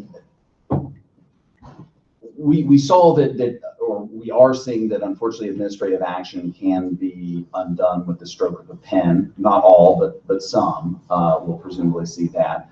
That said, we do have a governor, Governor McAuliffe, who, while not a natural climate champion, I think as he starts to see the end of his term get closer, I think if we all push him, he will be bold, or he can be bold, and hopefully will be bold if we push him on state level administrative action. Unfortunately, we don't have enough time to get a state level regulation of carbon dioxide on the books before he leaves office. But can he get the process started while he's in office, either with an emergency rulemaking or just a good old fashioned start the regulatory process to limit carbon dioxide as an air pollutant under existing administrative authority to address pollution in the Commonwealth? Absolutely. And then if we look out to who the next governor is going to be, which I won't opine on how all of that will fall out, but if we have a climate champ who, oh, by the way, is from the Hampton Roads area and gets it, he can finish the job. So is it easy to get McAuliffe there? Not necessarily, but again, I absolutely think it's possible, and we can do that. That's our best hope. You know, you still have all the other array of opportunities at the SCC, which requires kind of ongoing engagements, and those are kind of more smaller battles. But actually, today the SCC is hearing from Appalachian Power, who is essentially trying to block the ability for third-party power purchase agreements of people putting solar panels on your home. They're trying to block it in a roundabout way by doing it themselves. But so those kinds of opportunities to both play defense and then go on offense also will always exist at the SCC. I think I would just say, you know, when you look at a problem like this, you know, on the one hand, what's next for Virginia, you know, really what's next for America, what's next for the world, it all goes together. But for me, when it feels really baffling and so big like that, I think part of the answer is go really small. Can you put a solar panel on your house? Did you turn your lights off? Do you have the good kind of dishwasher that doesn't use the extra power? I don't know. Just little stuff like that, and sometimes that at least helps me. That's my trick. Hi, my name's Raina. I'm a senior here at George Mason, and just want to thank everyone for helping to make this happen at my school. It's really awesome. And so I was wondering, you know, I'm graduating this spring. I'm a Parks and Outdoor Rec major, sustainability minor. This is the work I'm trying to go into. And so I'm really curious as to, you know, assuming that we might not have the support of the federal government, of Congress, for environmental issues like this, I'm wondering what we can do as people of our country to affect really serious change that could be protected, you know, against laws that they might try to pass. One example that I just learned of is an artist named Aviva Ramani, who has figured out how to copyright trees as a musical piece, so that companies that want to come in and pave the way for pipelines and things, it hasn't been held up in court yet. They haven't taken her to court. Yeah, it's really, really cool. I'm a singer, so I got to participate and sing one of her pieces. Her name's Aviva Rahmani. It's called the Blued Trees Symphony. So she found out that she could make a musical piece out of these trees and copyright it. So even though it hasn't been held up in court yet, it just kind of scares the companies that are trying to pave the way, you know, for these things like pipelines. So I was just wondering if there's more things like that, like really serious roadblocks that we could put in place as people. And then also what I could do as a student, you know, on a smaller scale. I participate in a lot of service, you know, community service projects and things like that. But I'm really interested in the National Park Service, working for them, and I'm, you know, worried that parts of parks might be sold to private, you know, interests and things like that. So if you guys have any advice for what we could do on a large scale in terms of combating laws that could be put in place to set back progress we've made, and then what I could do on an individual level. I think the big elephant in the room that nobody sees is big corporations. It's big oil. It's Dominion Power in Virginia that are both sides of the aisle sold out to deregulate. So I think as individuals, it starts with us. I shop local. I participate in, I don't, except today I'm traveling, so I didn't know where a local coffee shop was. I had to participate in the Starbucks phenomenon. But I go and participate in local, we have a plethora of small businesses in Virginia Beach now that are popping up that source their food local. So I go to those restaurants. I don't buy from major big box stores unless it's something that I just cannot get somewhere else. All my food that I eat comes locally. 95% of what I purchase is local, and I think we can hit big corporations in the pocketbook because it's big oil, it's big auto manufacturing, it's big banking that is, I personally think, is giving the misinformation or the disinformation about climate change and its effect on everything. So you have to hit people in the pocketbook, just like is people going to wake up when their insurance rates are $5,000 a year? it hits people in the pocketbook. And I think if you can start to shop local, we have Joel Salatin down here in Stanton, Virginia, with the Polyface Farms, who refuses, he sells to Chipotle, but still refuses to ship his products, his beef and his pork more than 4 hours from his farm. And I think that's the way that we, as small individuals, can play a part to get started. I don't want to let that go. Sorry. There's a million things you can do, right? And you've heard a bunch of them. You can do all sorts of walk the walk kind of things in your own life and figure out what feels good and works. But I'm going to put a plug in for something selfish, right? I'm a lobbyist on Capitol Hill. It's my job to deal with those laws you're talking about and things. And there are lots of different kinds of lobbyists, right? My mom tells people he's a lobbyist, but the good kind. You know, lobbyists who work for big corporations and things, their power, their political clout comes from the money their corporation has or the access they get from going to $10,000 fundraisers. My power comes from the people I represent. If you're not a member of National Wildlife Federation, get online today and figure it out and join the NRDC too. And if you have an extra $5, we could use your help because I need more lobbyists on my team. And make sure you vote and make sure everybody you know votes. And if you didn't talk to anyone and tell them why you want them to vote, you know, do it next time and make some friends on campus. And I could go on and on, but you get the point.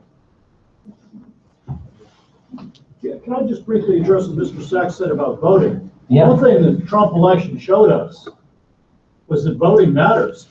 I mean, he didn't really have the big spending on his side. And a lot of the people when the blue wall fell, those were not high income, not well empowered people that ended up voting him into office. So if there's any good lesson, voting counts.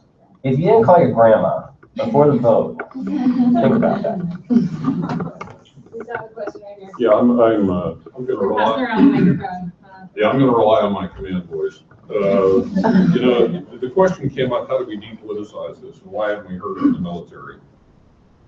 Okay, I got to tell you two things about that. First of all, you will not get an officer in uniform to stand up and make a policy pronouncement for the United States. That is not the way our system works.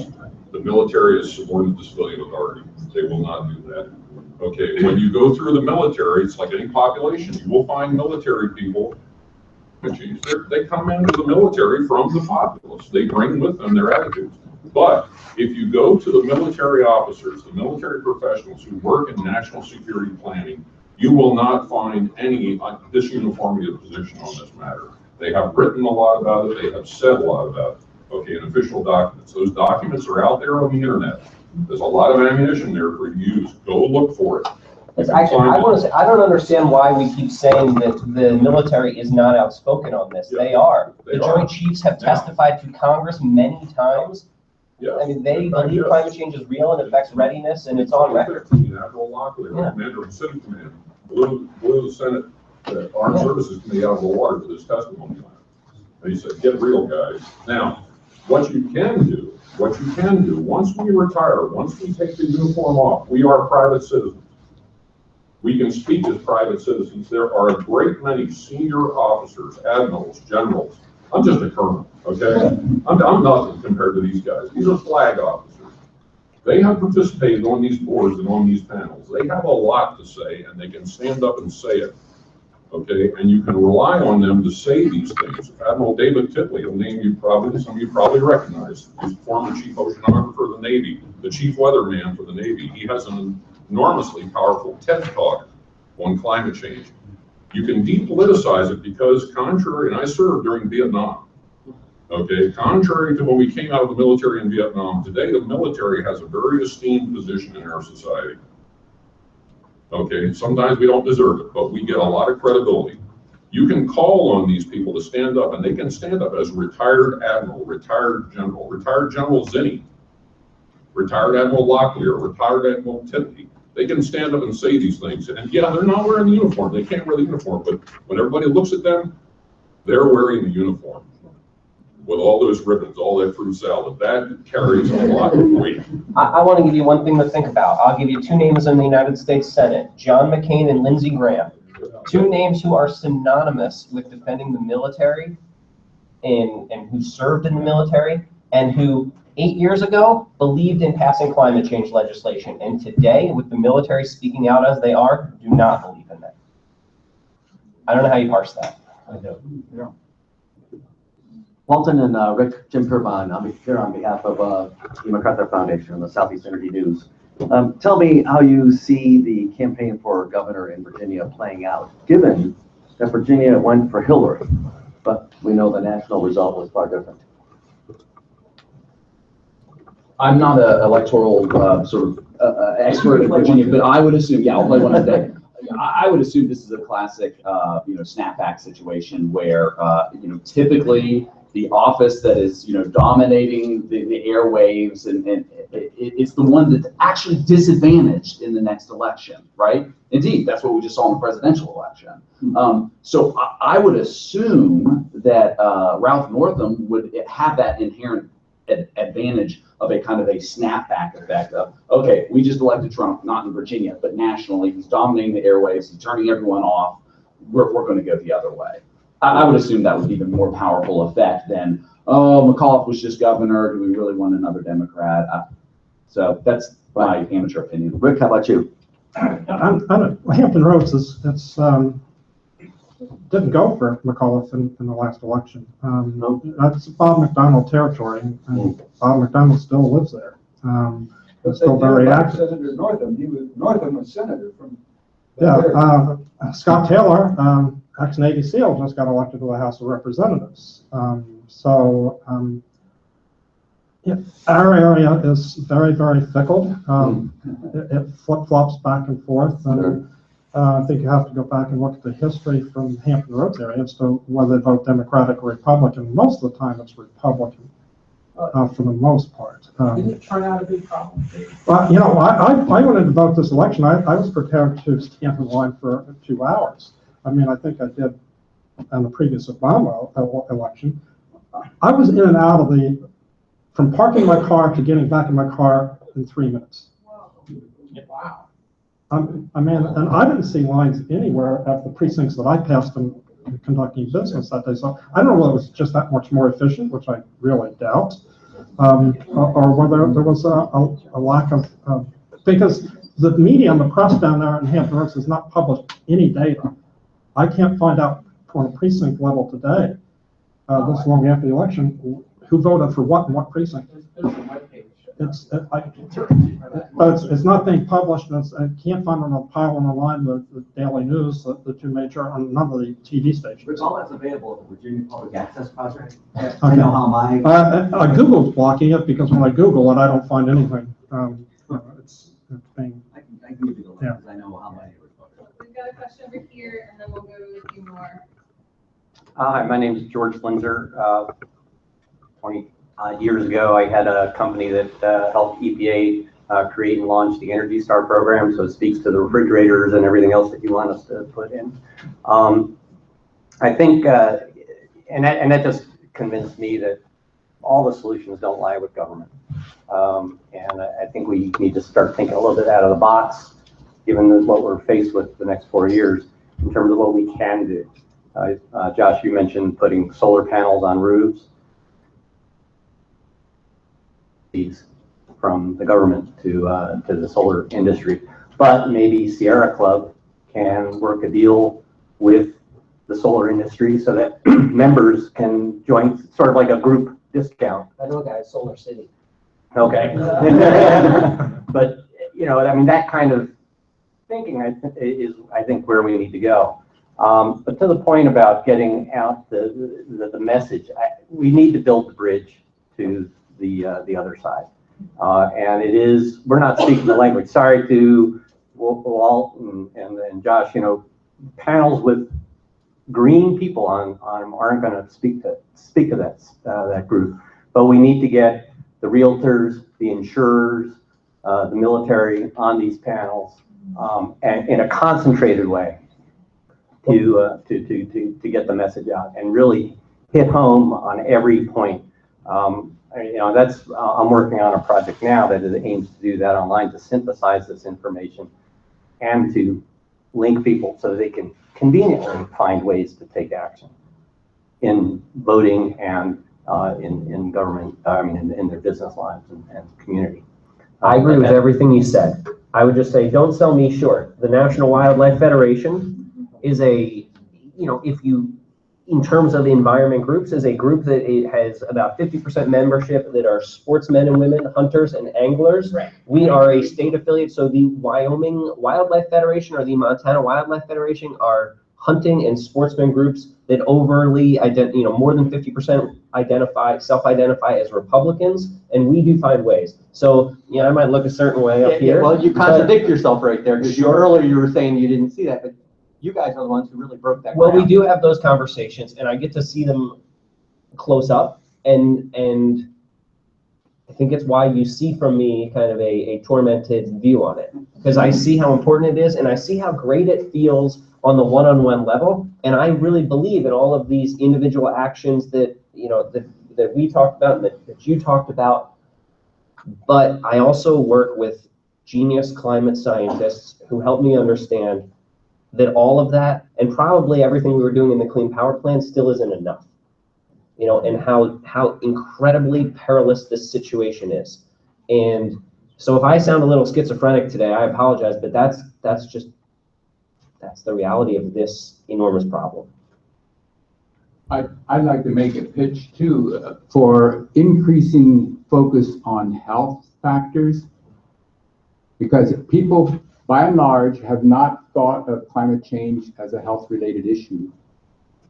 And if people really understand that the asthma that their child has or their niece or nephew has may be related to climate change, or if the problems that grandpa has with breathing or something may be related, that hits home to people in a way that many of the other arguments do not.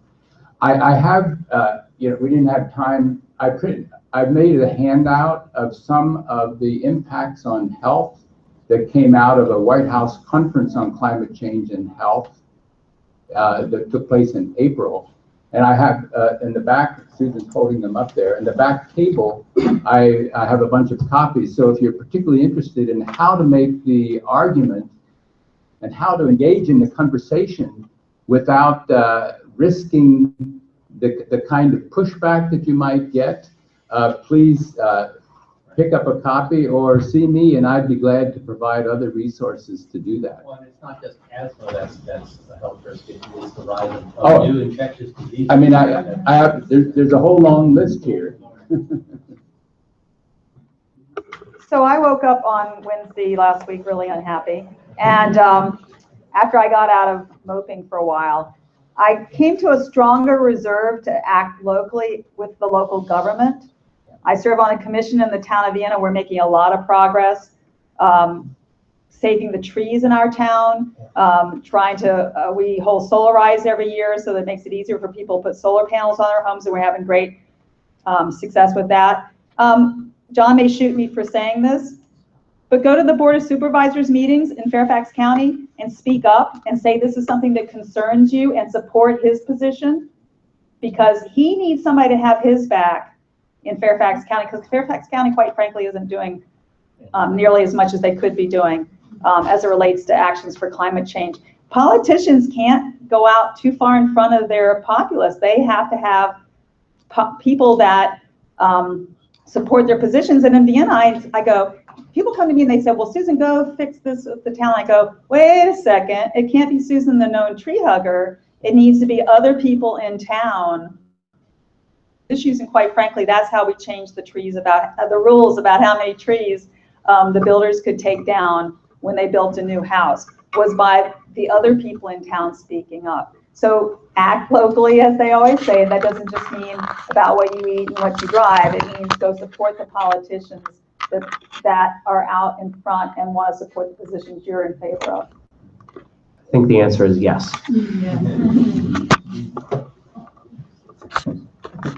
Hi, I'm Jean Wright with the Faith Alliance for Climate Solutions.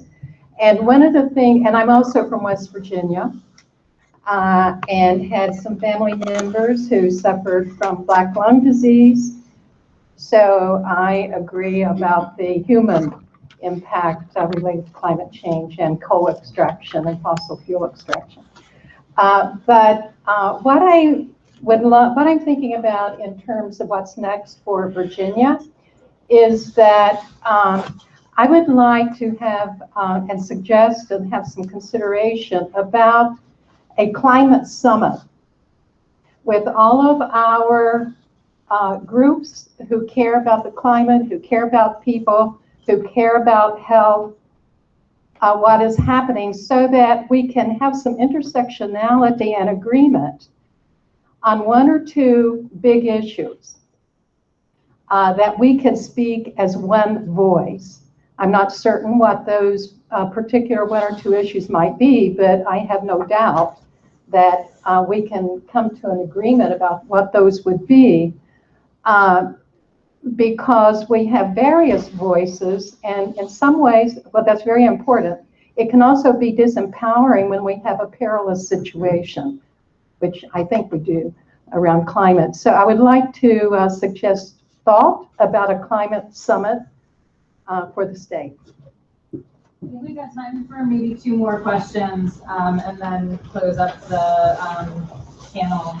Yeah, I know you all have a lot of questions, but we have so much time. Yeah, I'm just speaking for myself here, but Joshua, I agree. You know, we have to still have a presence in Washington. Consider just targeting a few people to talk to. What if all the energy was focused on Trump or one person that we had to convince? Imagine if we convinced Trump that we needed to do something. That would be the only person we need to convince. Plus, I think Greens shoot themselves in the foot so often. They're so regimented about what they believe. It's almost like a little religion. What's this with Washington State finally doing something actionable on climate change? A carbon tax. There's no perfect solution, and the Sierra Club came out opposed to it. You know, the faith-based community, these are key allies, whether you're religious or not. We have to work with them. It's a whole new demographic. You know, what about nuclear power? If we're on the precipice of something terrible happening, where we really can't turn back climate change, is nuclear really riskier than warming up our planet with fossil fuels? And if so, you know, Dominion Power, what can we do in Virginia? They want to build a third nuclear facility. Why are we so against that? Where's the risk that we see now from Virginia nuclear power? I think the Greens need to rethink it. They're in a little box. They're stuck in the 70s and 80s, and they need to create new ties with other groups. Well, I want to agree with you, but also challenge you and say, don't paint us all with one big brush. You know, I work with a lot of environment groups, and we'll say we really do represent different spots on the spectrum. And if you look at various pieces of legislation, there are some that the National Wildlife Federation supports and say Sierra Club does not. And you know, find the group that embodies your values and try to be involved. But the problems you talk about are real, but they are perhaps more nuanced also. I think one of the panelists made a brief comment about reducing meat and dairy consumption as one way that individuals can make a difference. To follow up on that, I've heard that the meat and dairy industries have one of the biggest, if not the biggest, impacts on the overall problem of climate change. So my question is, do you think it's possible for the meat and dairy industries in their current form to continue and still be able to make the progress we need to for climate change? And if not, what changes, if any, do you think are necessary? Well, I don't know about a lot of parts of this. It's a complicated thing. What I can tell you from the work at the National Wildlife Federation, the thing that we are most concerned about is there is such a increased demand for beef and for leather, you know, that we're losing wide swaths of the Amazon and other places because there's a lot of incentive to knock down those trees and have pasture now. And then you lose a carbon sink, right? The world's greatest carbon sink when that happens. So I don't know what the answer is other than to say there's a lot of data that shows that Americans and people across the world are eating inordinate amounts. And other than what we talked about before, everyone, charting their own path and finding a way. I'm not sure what the answer is, but certainly a very real thing. Sorry, that's all I got. And I'll add to that too, since I had mentioned that to begin with. I personally, this is just my personal view, I'm not speaking on behalf of anybody else, but I don't believe that the current situation when it comes to the factory farm lifestyle, that can continue. Again, we're going to continue to see the implications of that in our very daily lives in extreme ways. So part of the messaging that I offer to people is this doesn't have to be today you become vegetarian and you are forevermore, but encouraging opportunities like meatless Mondays or being flexitarian or reducing the impact. And then also we had talked about polyphase farms, considering the sourcing of your meat as well. In Virginia Beach, we're a city, but we're 240 square miles, so it's almost like the size of Fairfax County, very close. And all of our cities in Hampton Roads are once former counties. We have, most people think Virginia Beach is the beach, the resort. That's the very smallest portion of our city, because we have urban areas, we have suburban areas, just like you have here. But we also have, it's like 1/3 or almost 1/2 of the city is agricultural.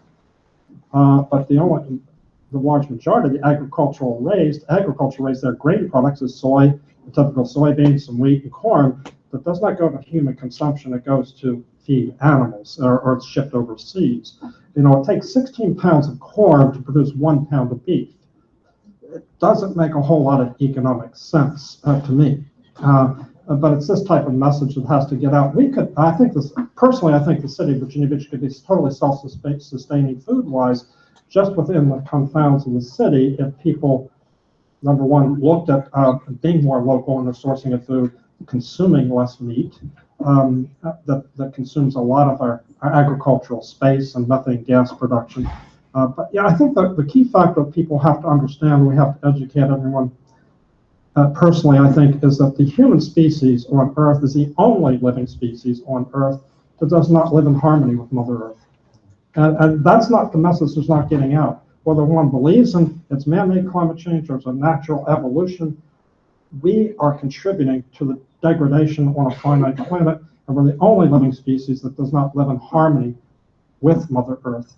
You can talk about cows and methane gas, but that's because it's human introduction. They're not naturally producing, but I think that's the whole message in climate change, is that we have to start living within our means, financially, economically, and environmentally. Conservative message right there, actually, what you just said. So, there's one takeaway. One last question. How are organizations reaching out to minority communities and people of color to really try to build the very necessary new and broader coalitions to act on climate? I can speak on behalf of Natural Resource Defense Council and say that, as a large, somewhat traditional environmental group, we are currently struggling very hard to answer that question. We're doing a lot of soul searching to arrive at an answer for ourselves to that question. So I actually don't have an answer for you, speaking on behalf of my organization, but we're going to get there because we're doing that right now. I'll tell you some of what the National Wildlife Federation is doing, and honestly, it doesn't necessarily start with the type of climate action we're talking about. It starts with meeting communities where they are. So at National Wildlife Federation, we really believe in educating young people. We believe that that's how we build the next army. So we do programs called Eco Schools, where we go to schools all over the country and we help bring in curriculum and we help give outdoor experiences, and we target inner city schools that tend to have minority populations, because those are the people who aren't getting that kind of education. We work on other advocacy things. I'm working, probably my #1 priority before the end of this Congress is to make sure that Congress gives money to Flint, Michigan to help dig up the pipe system and replace and deal with the lead crisis there.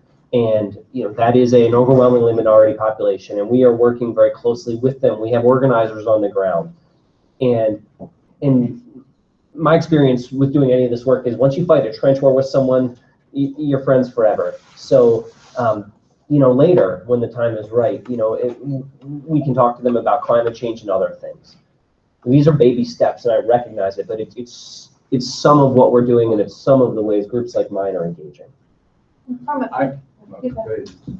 From a faith standpoint too, I mentioned William Barber and the Moral Revival, and that is an interracial group that again is really proclaiming morality and the way that we must all work together for justice, including lament around some of the environmental impacts that have happened in North Carolina. I mentioned that the American Public Health Association has declared 2017 as the year of climate change and health. There's a concerted effort within APHA, which has 30-some thousand members around the country, and there's a Virginia Public Health Association too, to address the particularly egregious impacts of some aspects of environmental pollution and climate change on minority communities.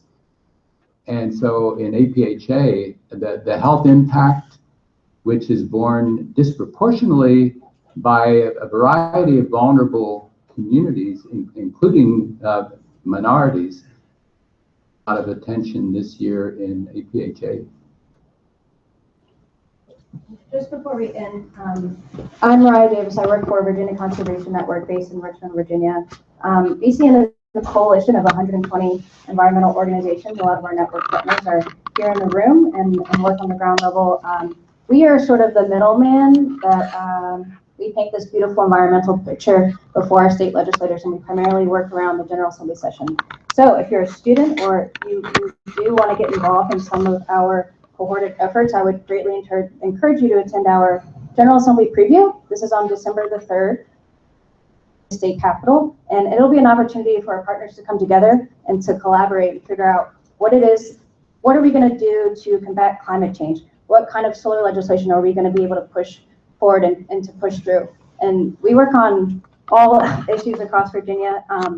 We also have a Conservation Lobby Day that's coming up on January 23rd. So if you're interested in musical trees and you want to tell your legislator about it as a constituent, then please come to our lobby day. Oh yeah, do that. Let me do that. Awesome. Thank you so much to all of our panelists. Thank you all for your questions.